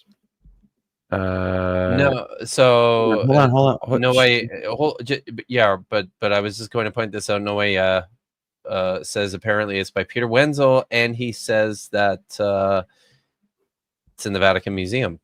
Oh wow. So- Okay, here I am, totally wrong, but you're drinking root beer, dude. I know. But go figure. Nitty has no claim to scholarship, though. Okay. Whoops, sorry. All right. Here's what I want to show you, which makes right. this absolutely hilarious. Oh boy. Does this picture look like it needs censored to you? Right? What is he blocking? What? Like, can you even see any boob at all? Like, it's What? Why? What? wow. Wow. That's amazing. That's so unnecessary. You know what it is that made me feel like the animals and such weren't part of the period Yeah. of the rest of the painting? It's because of the way that the video compression or rendering has sharpened it. Right. So it That's seems unnatural. Yes. So this is why I thought it was fake, because it's been so enhanced by whatever processing this fucker went through. Oh, you know, it's because it got reprocessed. Yeah. No, I because see of what the you're saying. censorship. Yeah. The completely unnecessary censorship that happened here. Wow. Right? Like, her bush is covered by a bush. Like, you don't need. Also, like, even if there wasn't a bush there, you wouldn't see any pubic hair anyway because of the position of how she's turned. Like, I thought maybe there'd be some side boob. There wasn't even really Not even that. No, there wasn't. No. Wasn't this because of the modesty standards by this point? Right? Exactly. Well, not I mean, necessarily, because there were other nude paintings at the time. So, well, didn't the you know what it is? The Vatican like kind of have a fit about some nudity? Yeah, there was a dude who like went out and like knocked off all of the dongs, and then they had to like plaster them over. But probably not not an official dude. Probably no, not. I think right? I think it was like one of the popes got upset with all of the dongs on all the statues, and he like went around Rome and like knocked off a bunch of them. I'm pretty sure I'm getting that from a Dan Brown novel. So like, probably, you know, yes, your mileage may vary. You know, I think I know what this is. I think this guy Kirby went looking for a picture or a painting of Adam and Eve. And this was the least risque one he could find, right? Well, but still figured, I better make sure that this is. I mean, I don't know. I feel like you. Well, okay, yeah, because this one is before they finished eating the fruit. Like the snake is just now like getting all up in their business and. That's true. Yes. So she's probably already took a bite. She is handing it to him, right? Yeah. She's got it there. At least it gets right that he was there when it happened. Yeah, the man was with her. Lots of film also. depictions. Yes. Try and what's the word? Abdicate Scapegoat? the man. Yeah. Scapegoat the woman and abdicate or like make it like, well, it wasn't so much like his fault, right? He's there fucking listening. It's about goddamn time Bree showed up. Doesn't the Hebrew basically sorry, what was that? No, I was just I was just going to say, Bree, there's like a bunch of cryptids in this video that we need help with. So yeah. But yeah. Sorry, what were you gonna say? Doesn't the Hebrew just basically say like Adam? Adam was totally there. Okay. It just no. This is it's pretty great actually. What it says. Let me just pull it up here. Genesis 3. It says that but before you read that, okay, the serpent, he's like, hey Eve, this fruit looks good, huh? She's like, yeah, I guess I could eat that. And then he says, do it, lady.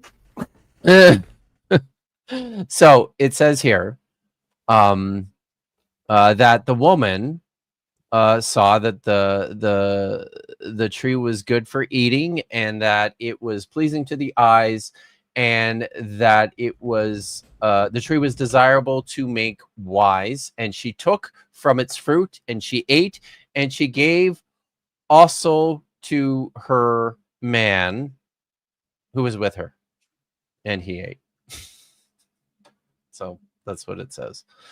For the record, that seems like a good thing. Like if I were a god and I was like, there's a tree here and it will make you wise, I would be like, seems good. Eating right? the fruit would be passing the test. Yes. Yes. So yeah. But all right. Have we dwelled on this painting enough? I just think it's hilarious that when I looked up the real painting, that I agree. 100%. Guys, thank God for the labels. Thank God for the labels. I was confused as to who was who. When they ate of the tree of the knowledge of good and evil, when our first father Adam sinned, that is why you and I now sin. All right. That is why you and I now do wrong. Dude, but the book of Enoch. Hold on. Go back for a minute. You notice that these are all dudes, right? Well, he is talking about dudes. Yeah, he said he's talking about fathers and like so. Yeah. So Adam was the first father of just the dudes. The reason men sin is because Adam sinned. The reason women sin is because Eve sinned. Is that how this works? Wow. I mean, I guess. Do you need me to find more magazine cutouts to like prove the point? I do. Okay. Do we have to find what's her name? Is that Andrew Tate on the left?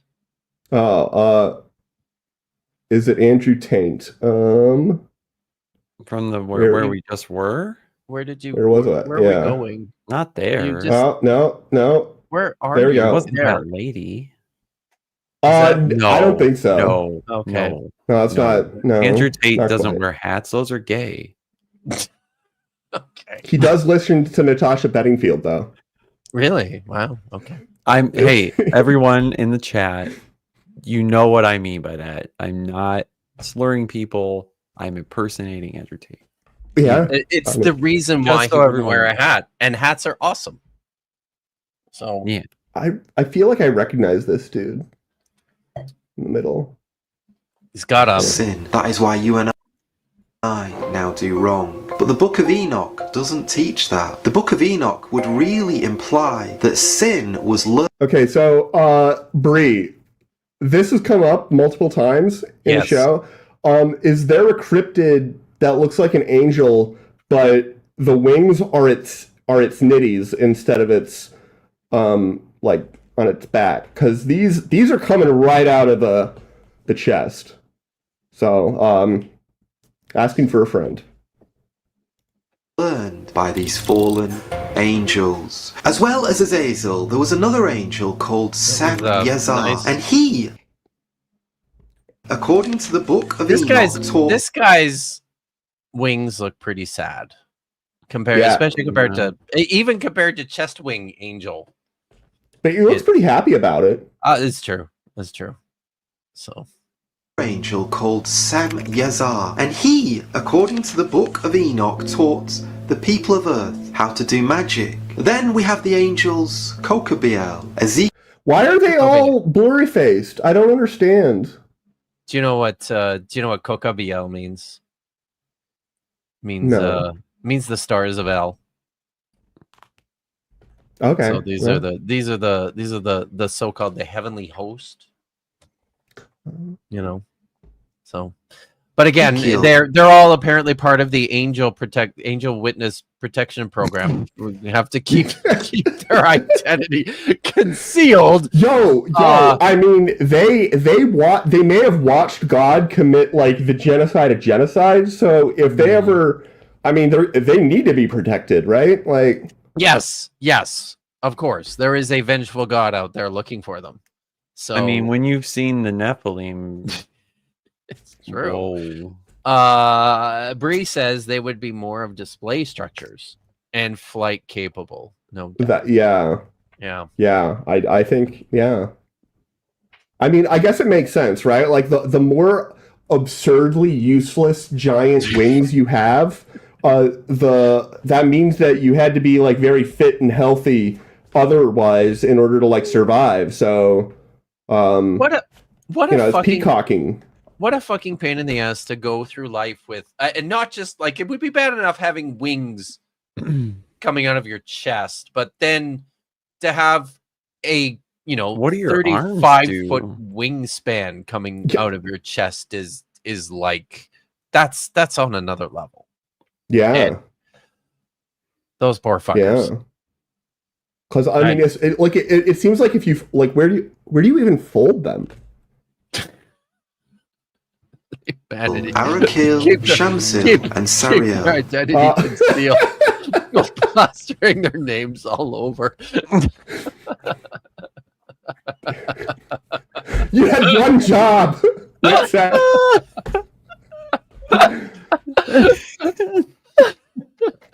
And these all taught the signs of the earth, the sun, the moon, the clouds. That's a weird photo of the sun. Or the no, that's the sun. This is the moon. There's the moon. And the moon is fine. And this is even, I think, a pretty realistic size of the moon relative to this Earth. I would think so, too. It's pretty close. But this sun, okay, for the record, the sun is dimmer at the edge than in the middle, if you have, like, a properly exposed photo. I'm gonna like show this because, random things bug me. But no, I guess I was wrong. See, because this one is brighter at the edge. See, This one though, I think it depends on how you put them together. So maybe I was just wrong there. It seems like you can get both effects. So it's okay. There we go. See, I just put myself on blast for the audience. Okay. About a turkey in a painting. You're not a polymath. It's not. No, I'm not. I'm just a lowly. By the way, this is how you can remember, if you ever get around to it, that I'm not an astrophysicist because I got that wrong. I'll just think you're a bad one. That's that's fair. Okay. Press the goddamn play button. And according again to the book of Enoch, not the Bible, apparently God said to these angels, you must never share this knowledge. It's forbidden. But these angelic beings ignored the advice or the commands of God. And again, this is only according to the book of Enoch. The fallen angels had succeeded. Yeah. We can't have people thinking that, this is actually real shit that actually happened. Yeah. I think they're all sharing this is like, okay, so there's 5 people here and there are 6 wings and they're sharing all of the wings in between them. Oh God. And these, I don't even know if it's a proper wing. It looks like it's just a bony thing with feathers on it. But it doesn't extend into a proper wing here. See? The it looks more like a sex toy. The weeping angels on Doctor Who would wipe the floor with these guys. But anyway. I feel like we're wiping the floor with these guys. Yeah. Oh, sorry. I was thinking about Kirby when you said these guys, not the angels. Oh. Yeah. Yeah. The earth was now populated with giants. Man, that thing, it's got the anger and it's got the constipation. And these giants were doing unthinkable. Oh, see, that's an nth. That's an nth. But that's an unthinkable thing. Like, what is this? What is it even doing? It's picking up a trebuchet or an oil refinery. Guys, come on! But this is Lord of the Rings, right? He's well, it could be Narnia. It's got the goat horns on it. Feels a little bit like. I mean, they are horny. Feels very nthy to me. Yeah, Ents are more tree-ish. Like this has trees growing on it, but it's not like a tree. Like Ents are like basically like living They're trees. like living trees. Yeah, but this just has trees living on it. Yeah, I don't know. Maybe. Yeah. Maybe. So. Unthinkable things. They were making a total mess of God's creation. Wow. And on top of that, the fallen angels had also completed their goal. I like the fallen angels label behind them. It kind of makes them look like they're ready to do a show in Vegas. Yeah, right? they're Michael Bay angels. Yeah, making a total Where did like see, go at oh my no. god, did you see that? They're the angles! They're the fallen angels! The fallen angles! Yes! I'm so glad we went back. Oh. What a cute mistake.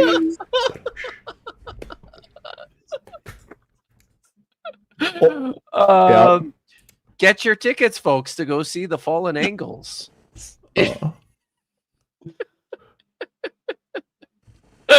Angels had also completed their goal in teaching men and women in idolatry. Because now the humans of Earth, men and women idolatry. Because now the humans of Earth. What is this guy? Is this Vagina Candasaur? This guy looks like the first drummer. He does. He kind of does, because he's got his hammers and he's got his what is that? pot thing for he looks is that like a drum? Why does it have a spike on it? I don't know. Why is it? Because this looks like a drum. It does. And then he's got like an object. That's all. Like I can only say it's an object. I have no idea what it is. Okay, it's a painting called "The Craft of Two-Ball Cane." It really? Wow, that's a bad painting. It's not very good. I mean, it's better than anything I could do. This is objectively bad. So it's a Catholic painting, I think. You know, here. I think Maya made a good point here, actually. That wait, what? Maybe is that what that's called? Hold on. What did you say? Continue. If AI did it, it's the best spelling. Oh yeah. Bot. Like so, I think this is just Kirby. Maybe Kirby doesn't know how to spell. So fair. They were also doing card for sale. That's one website that came up for this. What? One of the websites in the search results said is ritual greeting cards for sale, and it has that as fine art, and then the second title is masonry. Like Freemasonry images. Do you guys know what this is? This is Noah, right? Yes, it is. Yes, it is. I loved that movie. That movie was I love that movie too. So I made whenever I taught introduction to the Hebrew Bible or the Old Testament or whatever the fuck they called it, I used to make my students watch this movie. So it's damn good. Yeah. unspeakable things. They were copying the angelic beings, meaning that anything evil that entered into their mind that they wanted to do, they did like it. walking. Here's my walking into a subway station. Evil that enters subway into their station mind. is Right? yes, it's true. That where they have recently done a pretty bad job, but whatever, at cleaning up Scrubbing graffiti. the graffiti. Like it's not readable anymore, but the ink is all still there, or the paint or whatever. Yeah. That they want. And they didn't give them a ladder, so they couldn't reach the top stuff. Shit. Or it's recent. Wanted to do, they did it. So here's my question for you: as you take all of that into your mind, do you think the Book of Enoch should be avoided or honored? Well, we're going to talk about that. Wait. Hold on a minute. Should it be avoided or honored? Yeah, because those are the two options. That's it? Yeah.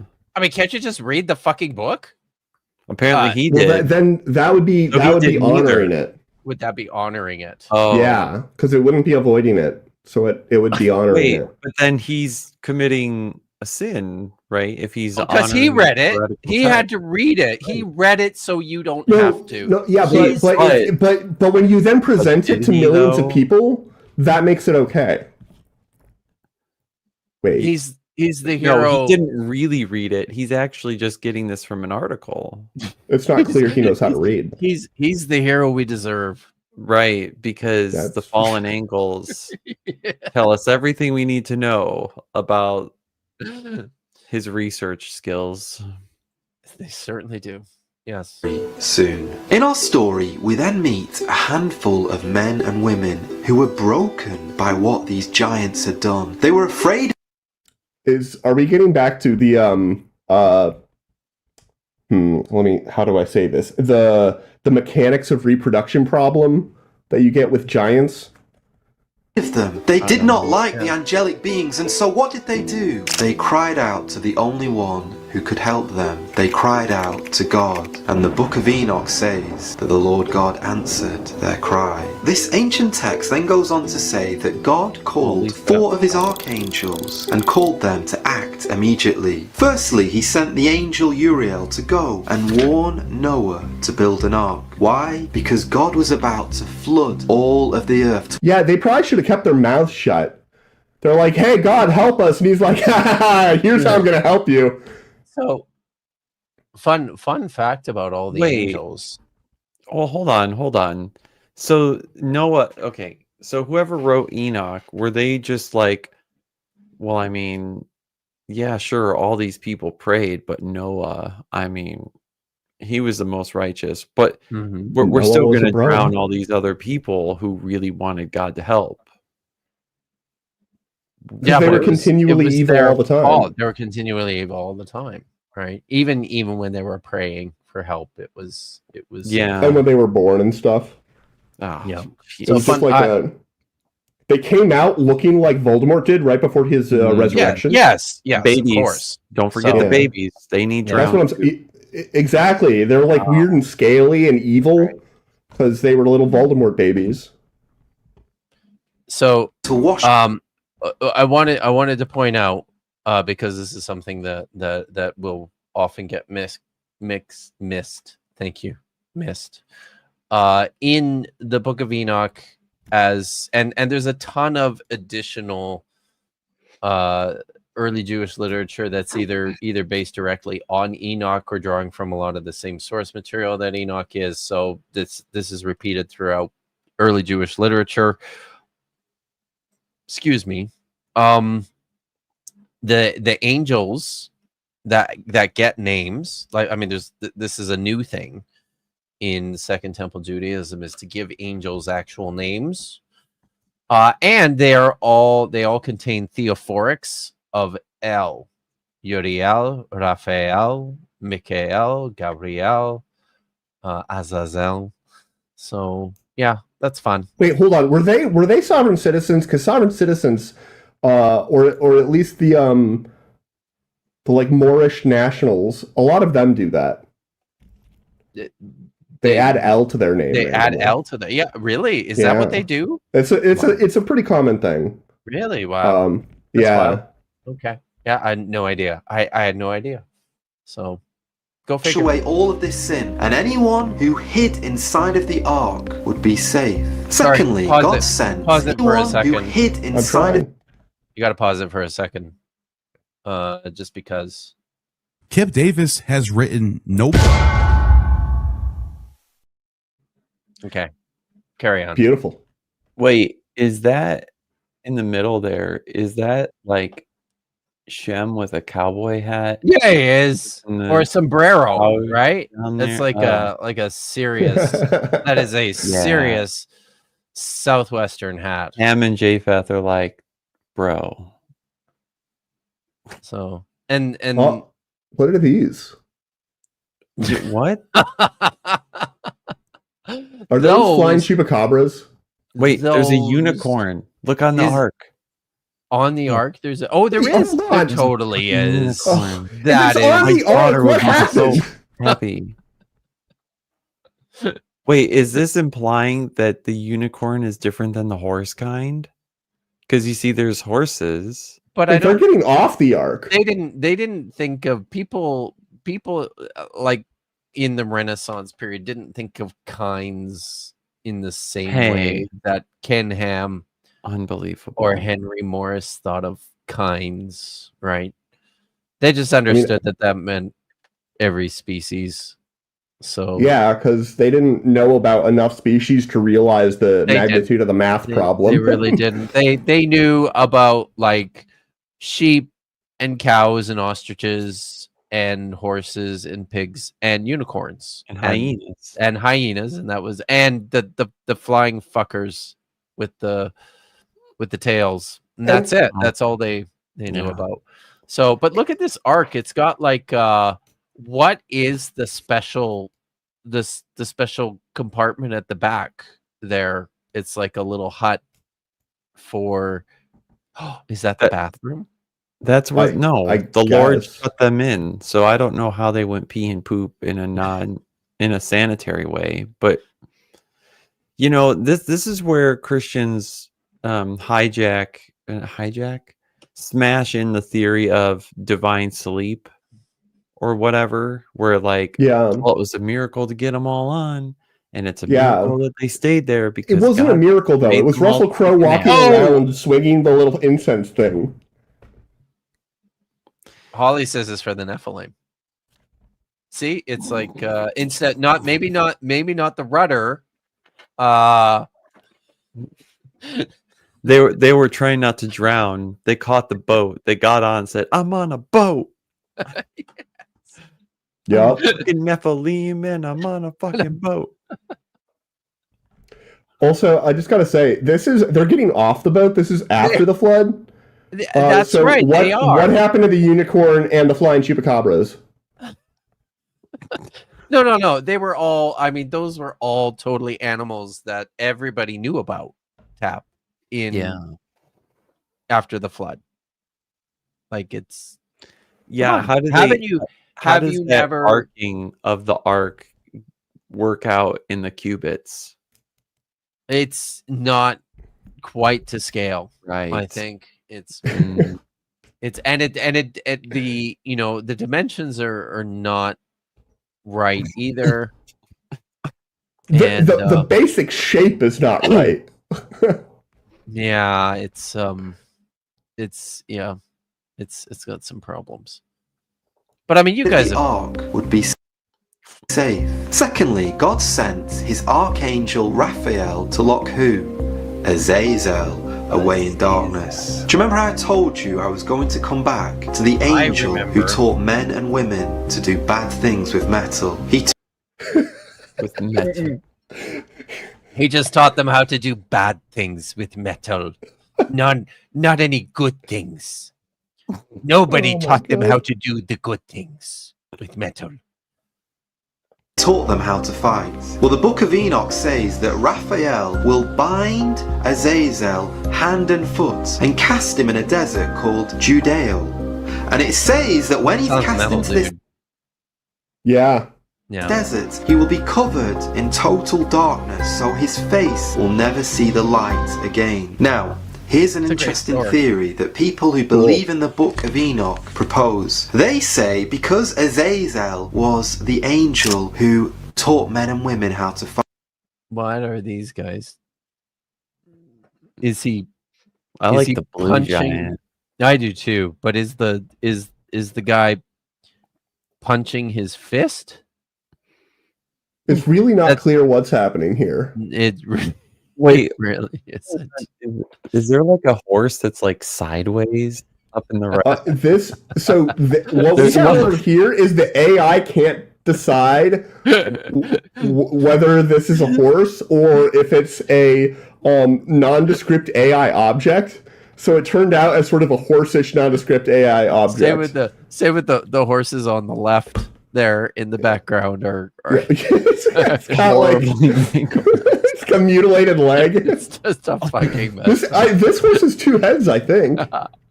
And it's a unicorn. Oh yes, it is. Yes. Yay! Is this how the unicorns died? Didn't make it. Apparently. Fight. And because it says that Judea is located to the east of Jerusalem, there is a river which also is in that area. What is that river called? The Euphrates. And oh my God, not the Euphrates. we know that when the Euphrates River, when it dries up, there are 4 fallen angels who are bound at the bottom of the Euphrates. And when it dries up, those angels will be released. Wait. What? So okay. Right. There's angels that are he actually thinks this.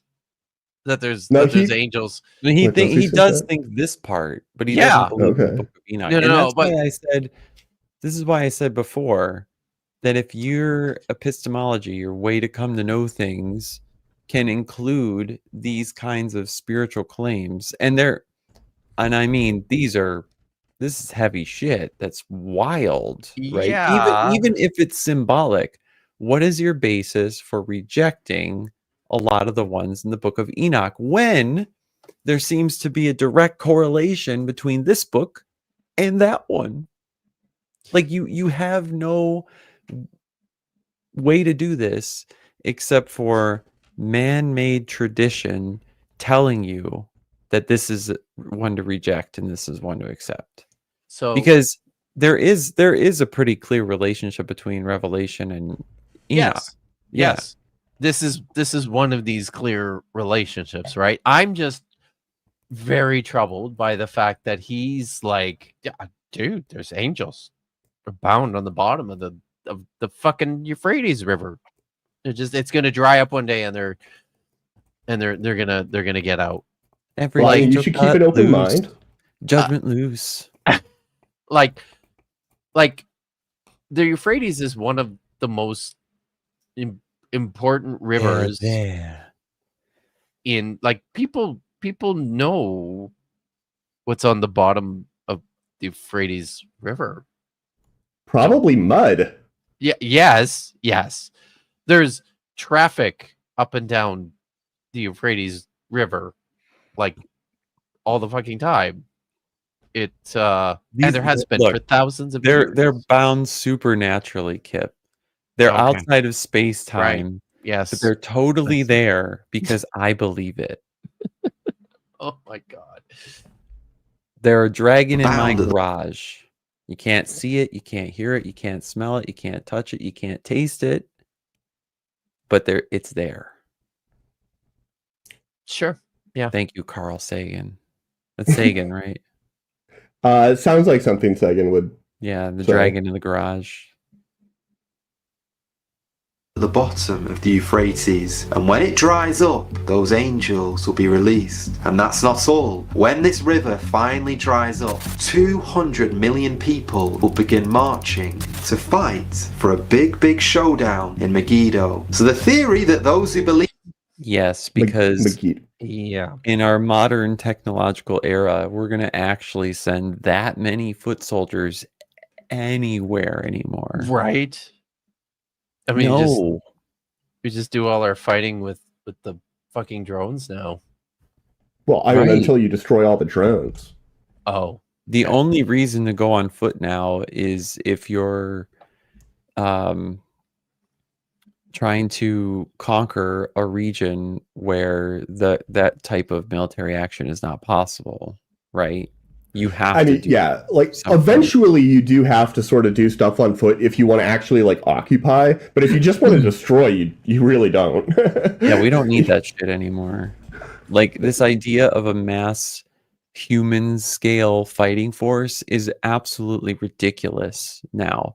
And that just tells you that Bible prophecy failed and will fail because it is capturing a time when this would be their actual imagination of how to end the world, right? The superpower to end the world was large standing armies, right? Am I crazy? Like, no. Yeah. This is so I think Jennifer Silva's makes a good point here too. Would 2 million soldiers even fit in Megiddo? Now this is something I think like people they're all babies. People suck at numbers, right? Yes, they're baby soldiers, so they can stacked on each other. It's a dead baby joke. They're fetuses. Oh no, they're fetus. This is gross. Soldier fetuses. Let's stop there. So, okay. So, now did you guys ever listen to Dan Carlin does podcasts, history podcasts? Oh yeah, they're hardcore really good. history. Yes, he did an amazing one called Ghosts of the Ostfront, which is all about the First World War. And there's like one of the episodes he describes the movement of I believe it was German troops through like Belgium through Belgium, yes.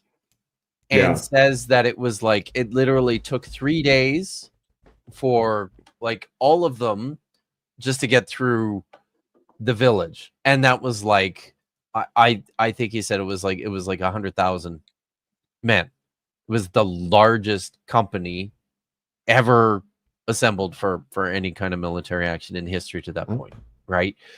3 days for 100,000 men to get through to get to the through like a single point. Yeah. He was really banking on Belgium rolling over and letting him through, and they were like, nope. Yeah.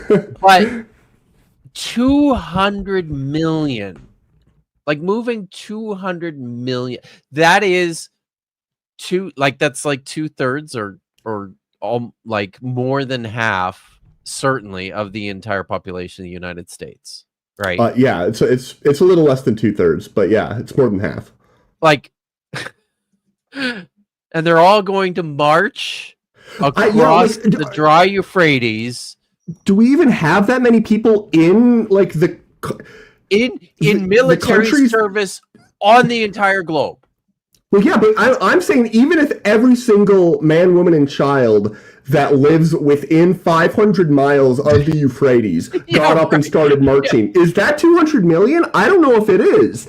It maybe it is. I don't know, but like how big do you have to make that that region of interest? Because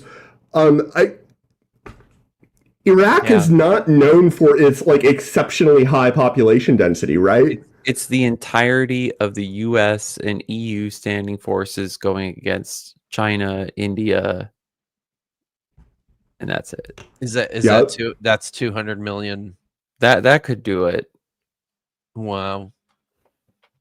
But this is all one force though, isn't it? 200 million soldiers marching from the east? That's why I said there's two. Yeah. Oh, okay. Yeah, because you needed opposition. Yeah. Right. Yeah. Wow. The U.S. has enough guns for everyone. Well, sure. Yes, that's why.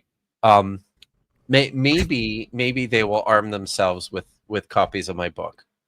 Oh, and yeah, that's their armor. Yes, they'll just wear them. Mm-hmm. Even the Book of Enoch put forward is this: if Azazel is the angel who taught men and women to fight, would it be possible that he could be one of these four fallen angels waiting for the river Euphrates to dry up? It's just a theory, but it is worth mentioning at this point. What are we doing here? It's just a theory, but it is worth mentioning at this point in the video. Thirdly, the Book of Enoch states. What are we looking at? Okay. So we've got. It's the We got the building. Yeah. And then all the water's gone, and yet it's the same building. He's showing the water level. Yeah. Right. Yeah. Yeah. But God then sent out his before. So he's like the Euphrates is drying up, right? So we're close. We're close to the end. Those angels are just about at the point where they can tread like stick their faces out of the water and breathe. Yeah. Right.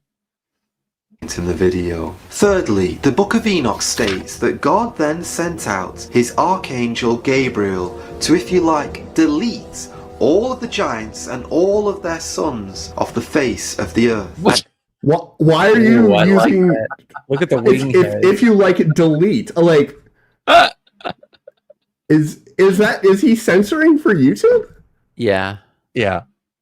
Has he not used the language of, you can say kill, right? Does he have to say like the Israelites went into Canaan and deleted the babies? Like, I guess he does. Well, this guy's ears are wings. All of it's a wing. It's just a wing. It's pyramid head, but angel. What is happening? Or whatever. And then fourthly, it is said that God sent the archangel All right, Michael I would out. do that one. Okay, this guy's pretty badass. He is. Both of these last ones have been. Man, I wish there was a button to go back 2 seconds or 1 second instead of. I can only go back frame by frame or 5 seconds or 10 seconds. Oh, I see. Yeah. But he's pretty hot. Yeah. I'd make a trinity with that one. Although, man, something is that a crack? That I think his like gauntlet thing is cracked. Oh, it is. That's true. Yeah. Yes. So, yeah, all that nonsense from Enoch is ridiculous, right? Now, let me tell you about the snorkeling judgment angels.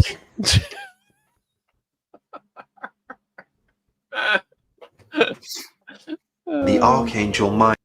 But I mean, this is pretty cool. This is good AI art. Assuming it's AI art, it may not be. What else? What I mean, honestly, it's gonna make me reverse image search this whole fucking stream. I mean, my purpose is to, be bad at pressing the play button. Your purpose is to do it, lady. Michael out to deal with the boss. Well, okay, that's interesting. Magic the Gathering art right there. He's got like wings are made of like loose paper leaf mache. paper. Yeah. Or sheet metal. It could be a bunch of sheet metal. The book he's holding does look like the Phyrexian symbol from Magic the Gathering.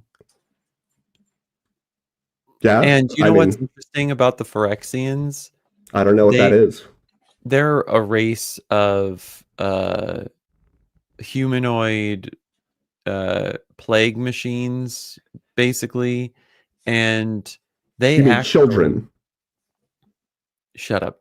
And they actually eventually get like their colors of magic divided amongst them. They used to be all black, but then the white Phyrexians end up having they're kind of like Cenobites actually, from Hellraiser in a lot of ways. That sounds horrifying. Yeah. And so look up Elish Norn while I'm explaining this. But the white aligned Phyrexians end up calling their whole mission orthodoxy, and it's effectively a religion amongst the Phyrexians to there you go, to eradicate everything in the universe and make it Phyrexian, and it's effectively like very cultish. Almost it does steal like language from Christianity, and it'll fuck you. Is this Trench Crusade? No, this is Magic the Gathering stuff. Oh, that's actually a pretty good piece in my opinion. But this kind of looks like Trench Crusade stuff too. Yeah, but that was all before AI went all crazy with shit. So yeah, if you look up mid-90s, early 2000s Phyrexian art, it's actually pretty really cool. fucking good. Yeah, I see what you're sort of going for. It does have similar sort of... Yeah, and she basically tries to take over the entirety of Phyrexia and make them obey the orthodoxy. And if they don't, she like converts you by force. Wow. Crazy. Well, and the cosplays that people have done of that, I bet. Oh yeah, I'll bet. Horrifying in real life, but awesome. She reminds me a little bit of Kerrigan. Yeah. From StarCraft. Yeah. Mm-hmm. Total the tangent. king of the fallen angels. Can you remember his name? Okay, well this guy's got a lot of wings. This is and I think the person was look at those fingers. Spent all their time painting wings because they knew they were bad at every other part of the body. Like that this hand. What is that? If you let me look at a painting for long enough, I could do better than that. Okay, and I almost never say that. This is a real painting from. Yeah, it's got to be. But is all of it real, or is this like AI enhanced and they fuck the hand up? This is actually what the painting looks like. Well, why? Yeah, this is just. Why did he? Because he's bad. Because he's bad at his job. Everything else. Like have you guys remember the story about that painting of Jesus that got like refurbished, restored? This is hilarious.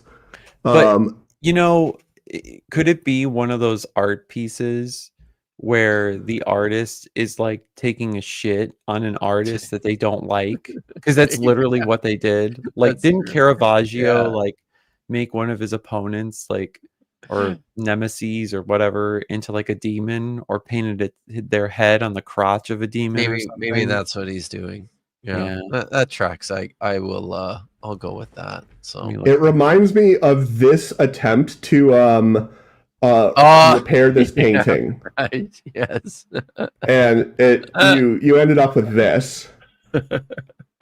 And it's like, it's so bad because it's like because this is actually pretty good. Like those eyes and stuff, like I mean, clearly somebody let this thing sit face down on something and then peeled it off and all the paint got ripped off. But the actual quality of this face is pretty realistic. The rest of it's like not great, but it's better than that. It's just astonishing. Every time you see it, it's just. It's right. It's like, what are you doing? Hello. I'm an art restorer. Yeah. Wow. That is the Richard Carrier of art restoration. The Tony Wiseau of art restoration. Yeah, the Tony Wiseau of art restoration. Yes. Yeah, like this is better. This is better than that was. I will say. Yes, absolutely. At least he got the wings. Yeah, the wings are uninspired, but he's good at doing whatever the robes. Pretty good. Yeah, in the garments look pretty good. Yeah. So this part's a little bit weird, but Caravaggio painted the features of his rival's face on the beheaded Goliath. And he painted himself as David. That's pretty badass. Shemi Hazar, and he too was locked away in a place described as total gloomy darkness. Guys, can I just be a little bit transparent with you? I'm literally just about to tell you on whether we should avoid the Book of Enoch or whether we should honor it and read it. Then get to it. But I do want to just say this. What makes this so confusing, and we're going to come to this in more detail, is there is truth in the Book of Enoch, but then there's also many things that are not in the Bible. And right now we've seen something that is very similar to what the scripture talks about. In Revelation 9, it talks about the abyss, and inside of the abyss are supernatural beings. Could it be because the writer of the Book of Revelation was reading Enoch? Yeah, they took a few mushrooms and said, "Oh my god, I got a riff." What the fuck do I know? They vibe scriptured. Yeah.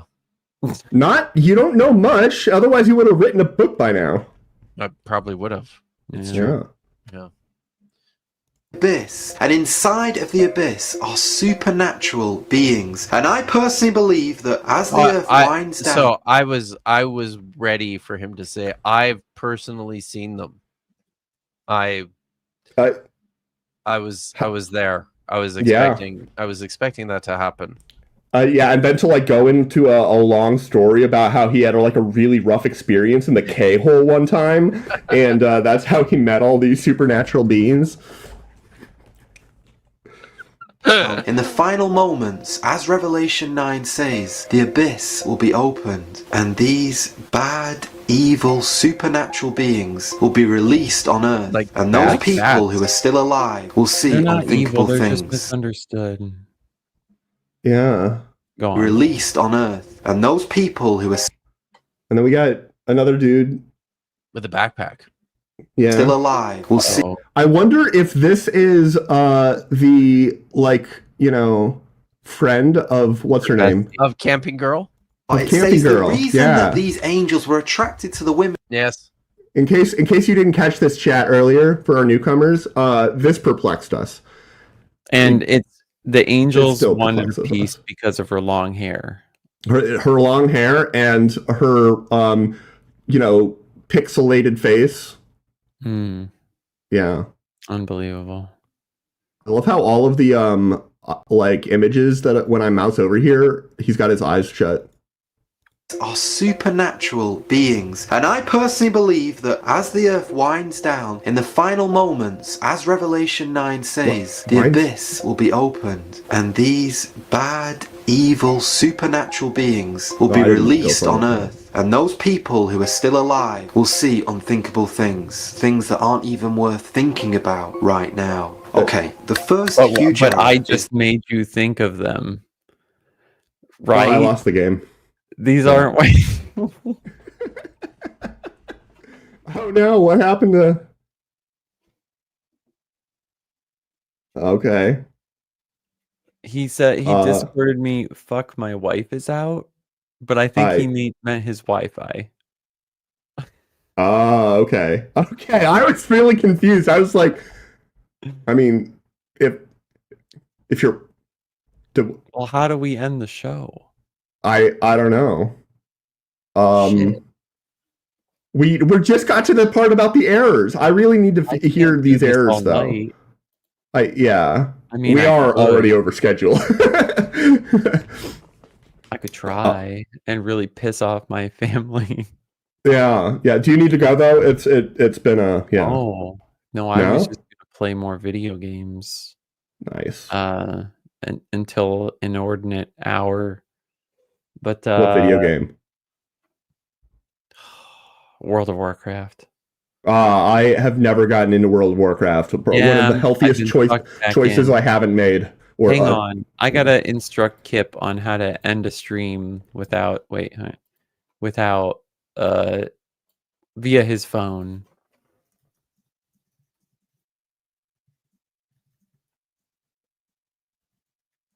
I'm gonna look for. Hold on, what the hell was that?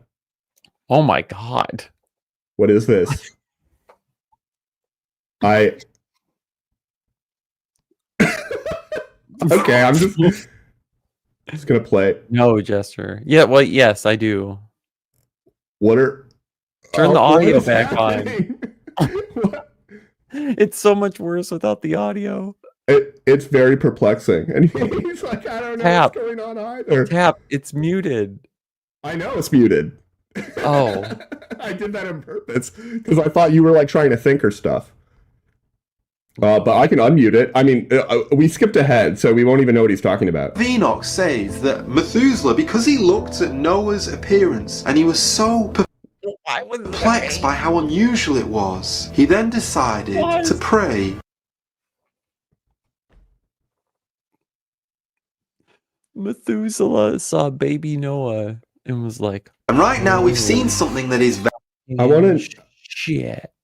What was the error, though? Is described as having an almost angelic appearance. As he was born, his hair was as angle white. Angle appearance? Go back. Go back.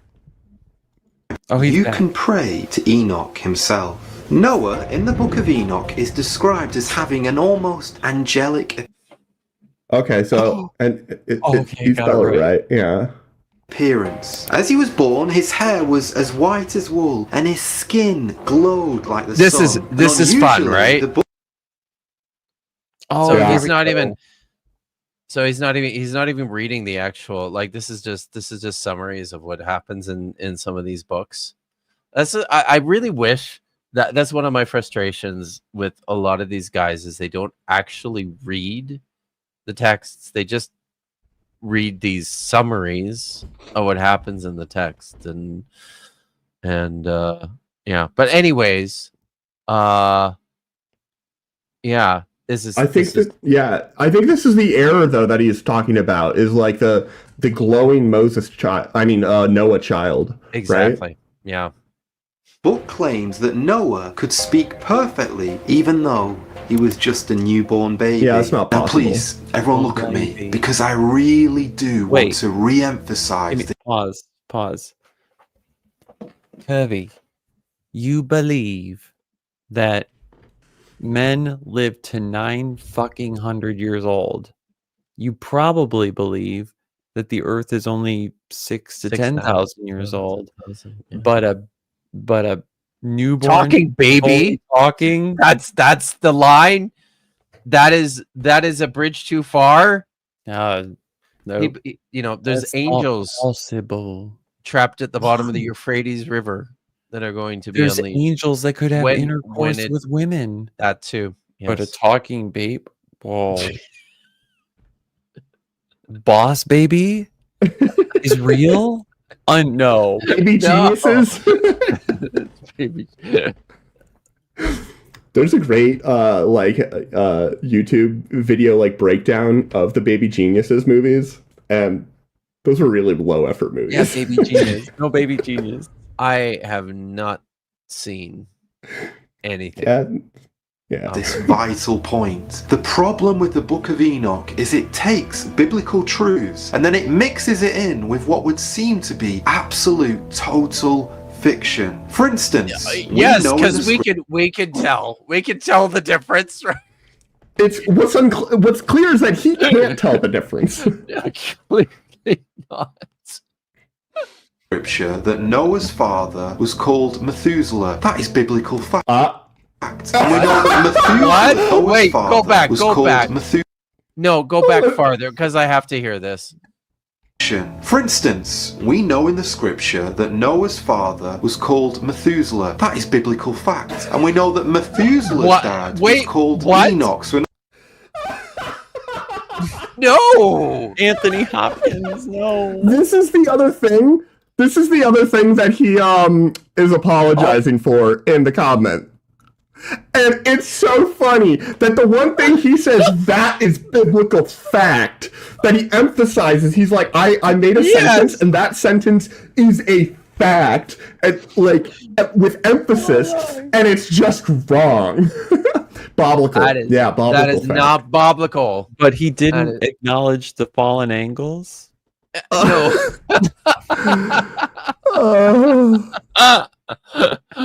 So what does he say here? I will do better. I'm going to make a video with a compilation of all of my dumb mistakes that need correcting over the years on my second channel, Joe Kirby. and I'll also explain how I memorize my messages. Oh my god, his name really is Kirby. I was just calling them that as a joke. No, it's got to be Kirby. There's no way you would call your thing off the. I don't know. Right? Yes. So, but yes. Okay. Wow. Yeah. He's just a simple street preacher. Is that just as surprised as you that the Lord allows me to reach so many people? Yeah, I mean, it is a lot of people. It is very surprising. Yes, it is a lot of people. Oh, wow. His last name could just be Curb, but not. But Kirby. it's not. It's Kirby. I know, like Jack Kirby. I had a fraternity brother whose first name was Kirby. Awesome. Oh, yeah. Wow. I hope they didn't. In other words, you were in a they were pretty alright. Noah's grandfather was Enoch, so that is in the scripture. But then what does the book of Enoch do? Well, it turns it into an error. Listen, the book of Enoch says that Methuselah, because he looked at Noah's appearance and he was so perplexed by how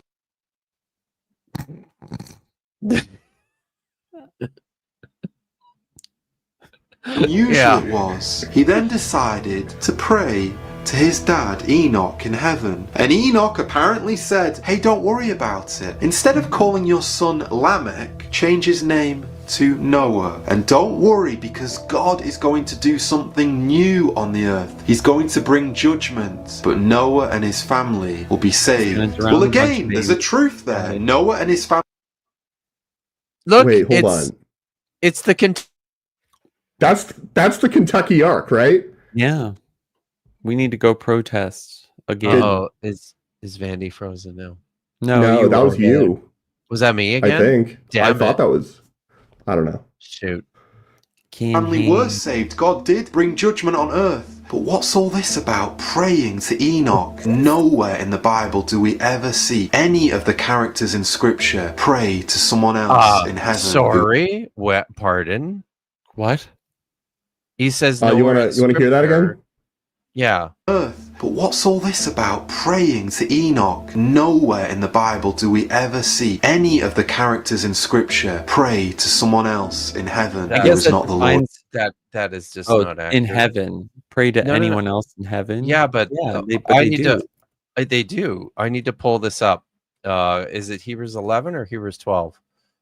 Hebrews 11. Hall of Fame of Faith. Yeah, but it concludes. What more should I say? Idiom, Bacon, Simpson, Jephthah, Resurrection, Store Church. Sorry, yeah. Therefore, fuck. My Wi-Fi is doing crazy weird things. So, it says Hebrews 12:1. Therefore, since we are surrounded by so great a cloud of witnesses, let us lay aside every weight and the sin that clings so closely, and let us run with perseverance the race that is set before us. We're surrounded by a great cloud of witnesses. I mean, I guess it doesn't technically say we should be praying to them, but the implication of this text is that these great men of faith are on our side. They're in our corner to help us, right? Like that all tracks. That's Hebrews chapter 12. So, and it's talking about all the saints of the Old Testament, like all the dead people. I think it's fair enough. Something in Revelation mentions that prayers were offered to saints. Yeah, I believe that's like, probably true too, right? Oh, yeah, you can pray to Mary all you fuck you want. Yeah. Yep. This guy just doesn't fucking know what he's talking about. I mean, anyway, go on. Lord God. The Bible could not put it any clearer than this. For there is one God and one mediator between God and men, the man, Christ Jesus. There's only one. Back it up. What does that have to do with praying?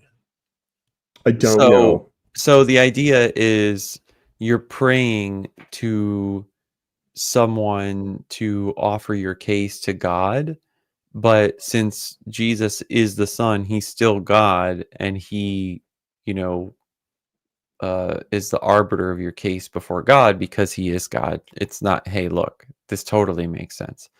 However, there, even in this, in the English, right, for there is one God, person one, and one mediator, separate person, between God and men, the man, Christ Jesus. Mm-hmm. Where does it say that Jesus is God? There. Not there. No. Even in the pseudo-pigrapha. Pseudepigrapha. Fine. You know what? Pseudepigrapha. There. Is that better? That's better. Thank you. Okay. They don't necessarily put forth a Trinitarian doctrine. So yeah, you know, yep. And man, the man, Christ Jesus. There's only one mediator, there is only one middleman, there is only one bridge by which we can get to heaven, and that is through the God-man, Jesus Christ. Christ Jesus said... Listen, hold on a second. So now I was always evangelical. When I was still a confessing Christian.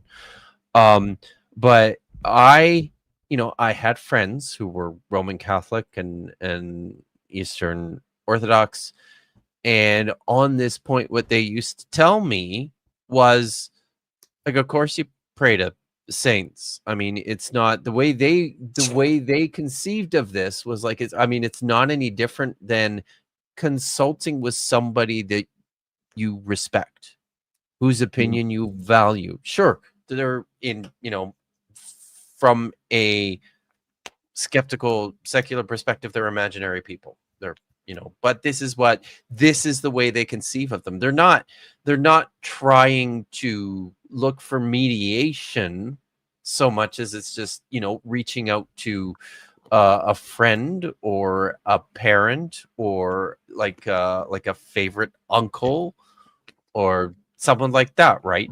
It's talking to imaginary people. It's talking to dead people just to talk to them.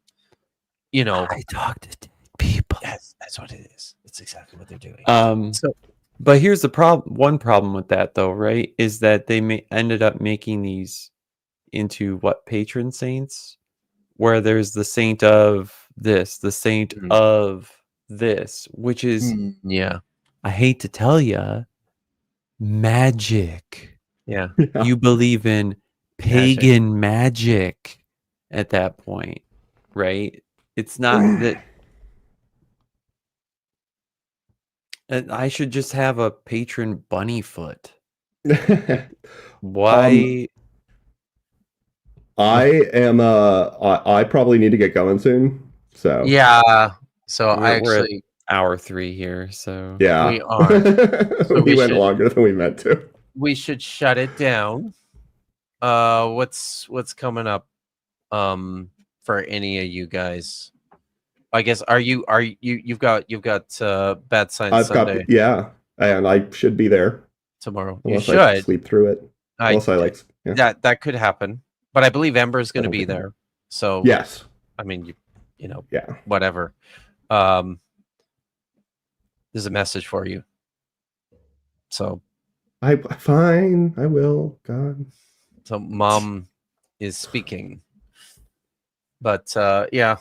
And how about you, Nitty? What's going on with you? I can be a guest on request. There you go. Let's leave it at that. Okay.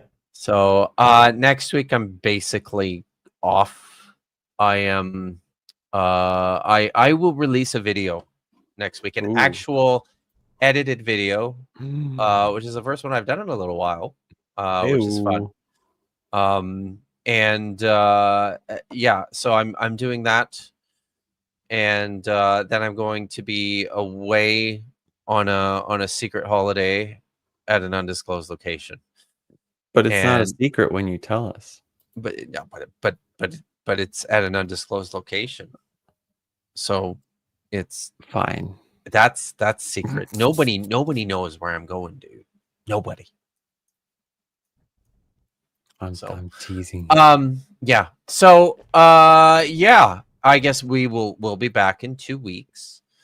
Everybody should watch Bad Science Sunday tomorrow on Maya Adkisson's channel. Probably with Dr. Tapioca Weasel, and I believe Ember is sure going to be on, and I think and the Sinister Porpoise. Oh, and the Sinister Porpoise. It's Ember's birthday. It is Ember's birthday. Yeah. Is it today or tomorrow? Tomorrow. It is tomorrow. Yeah. So her birthday's tomorrow. Make sure you guys pop in and wish Ember a happy birthday. There's always bingo too, which is fucking awesome. There will be bingo. There will be bingo. So yes, buy the book. Buy the book. Or you can if you don't want to buy the giant hardcover, the paperback and the ebook will be available in a week, and the audiobook will be coming soon. So I think Maya says today is, yeah, I guess that's true. So today, I guess it's Bad Science Sunday today, and it's Amber's birthday today in some parts of the world. So well, yeah, but not our part. Not our part. So I'll wait. But yeah. So I guess that's it. We will shut it down. Thanks for coming out, everybody, and hanging out with us. I've got like a new outro that I'm gonna play. So I hope you enjoy that, and until next time, ha tikva.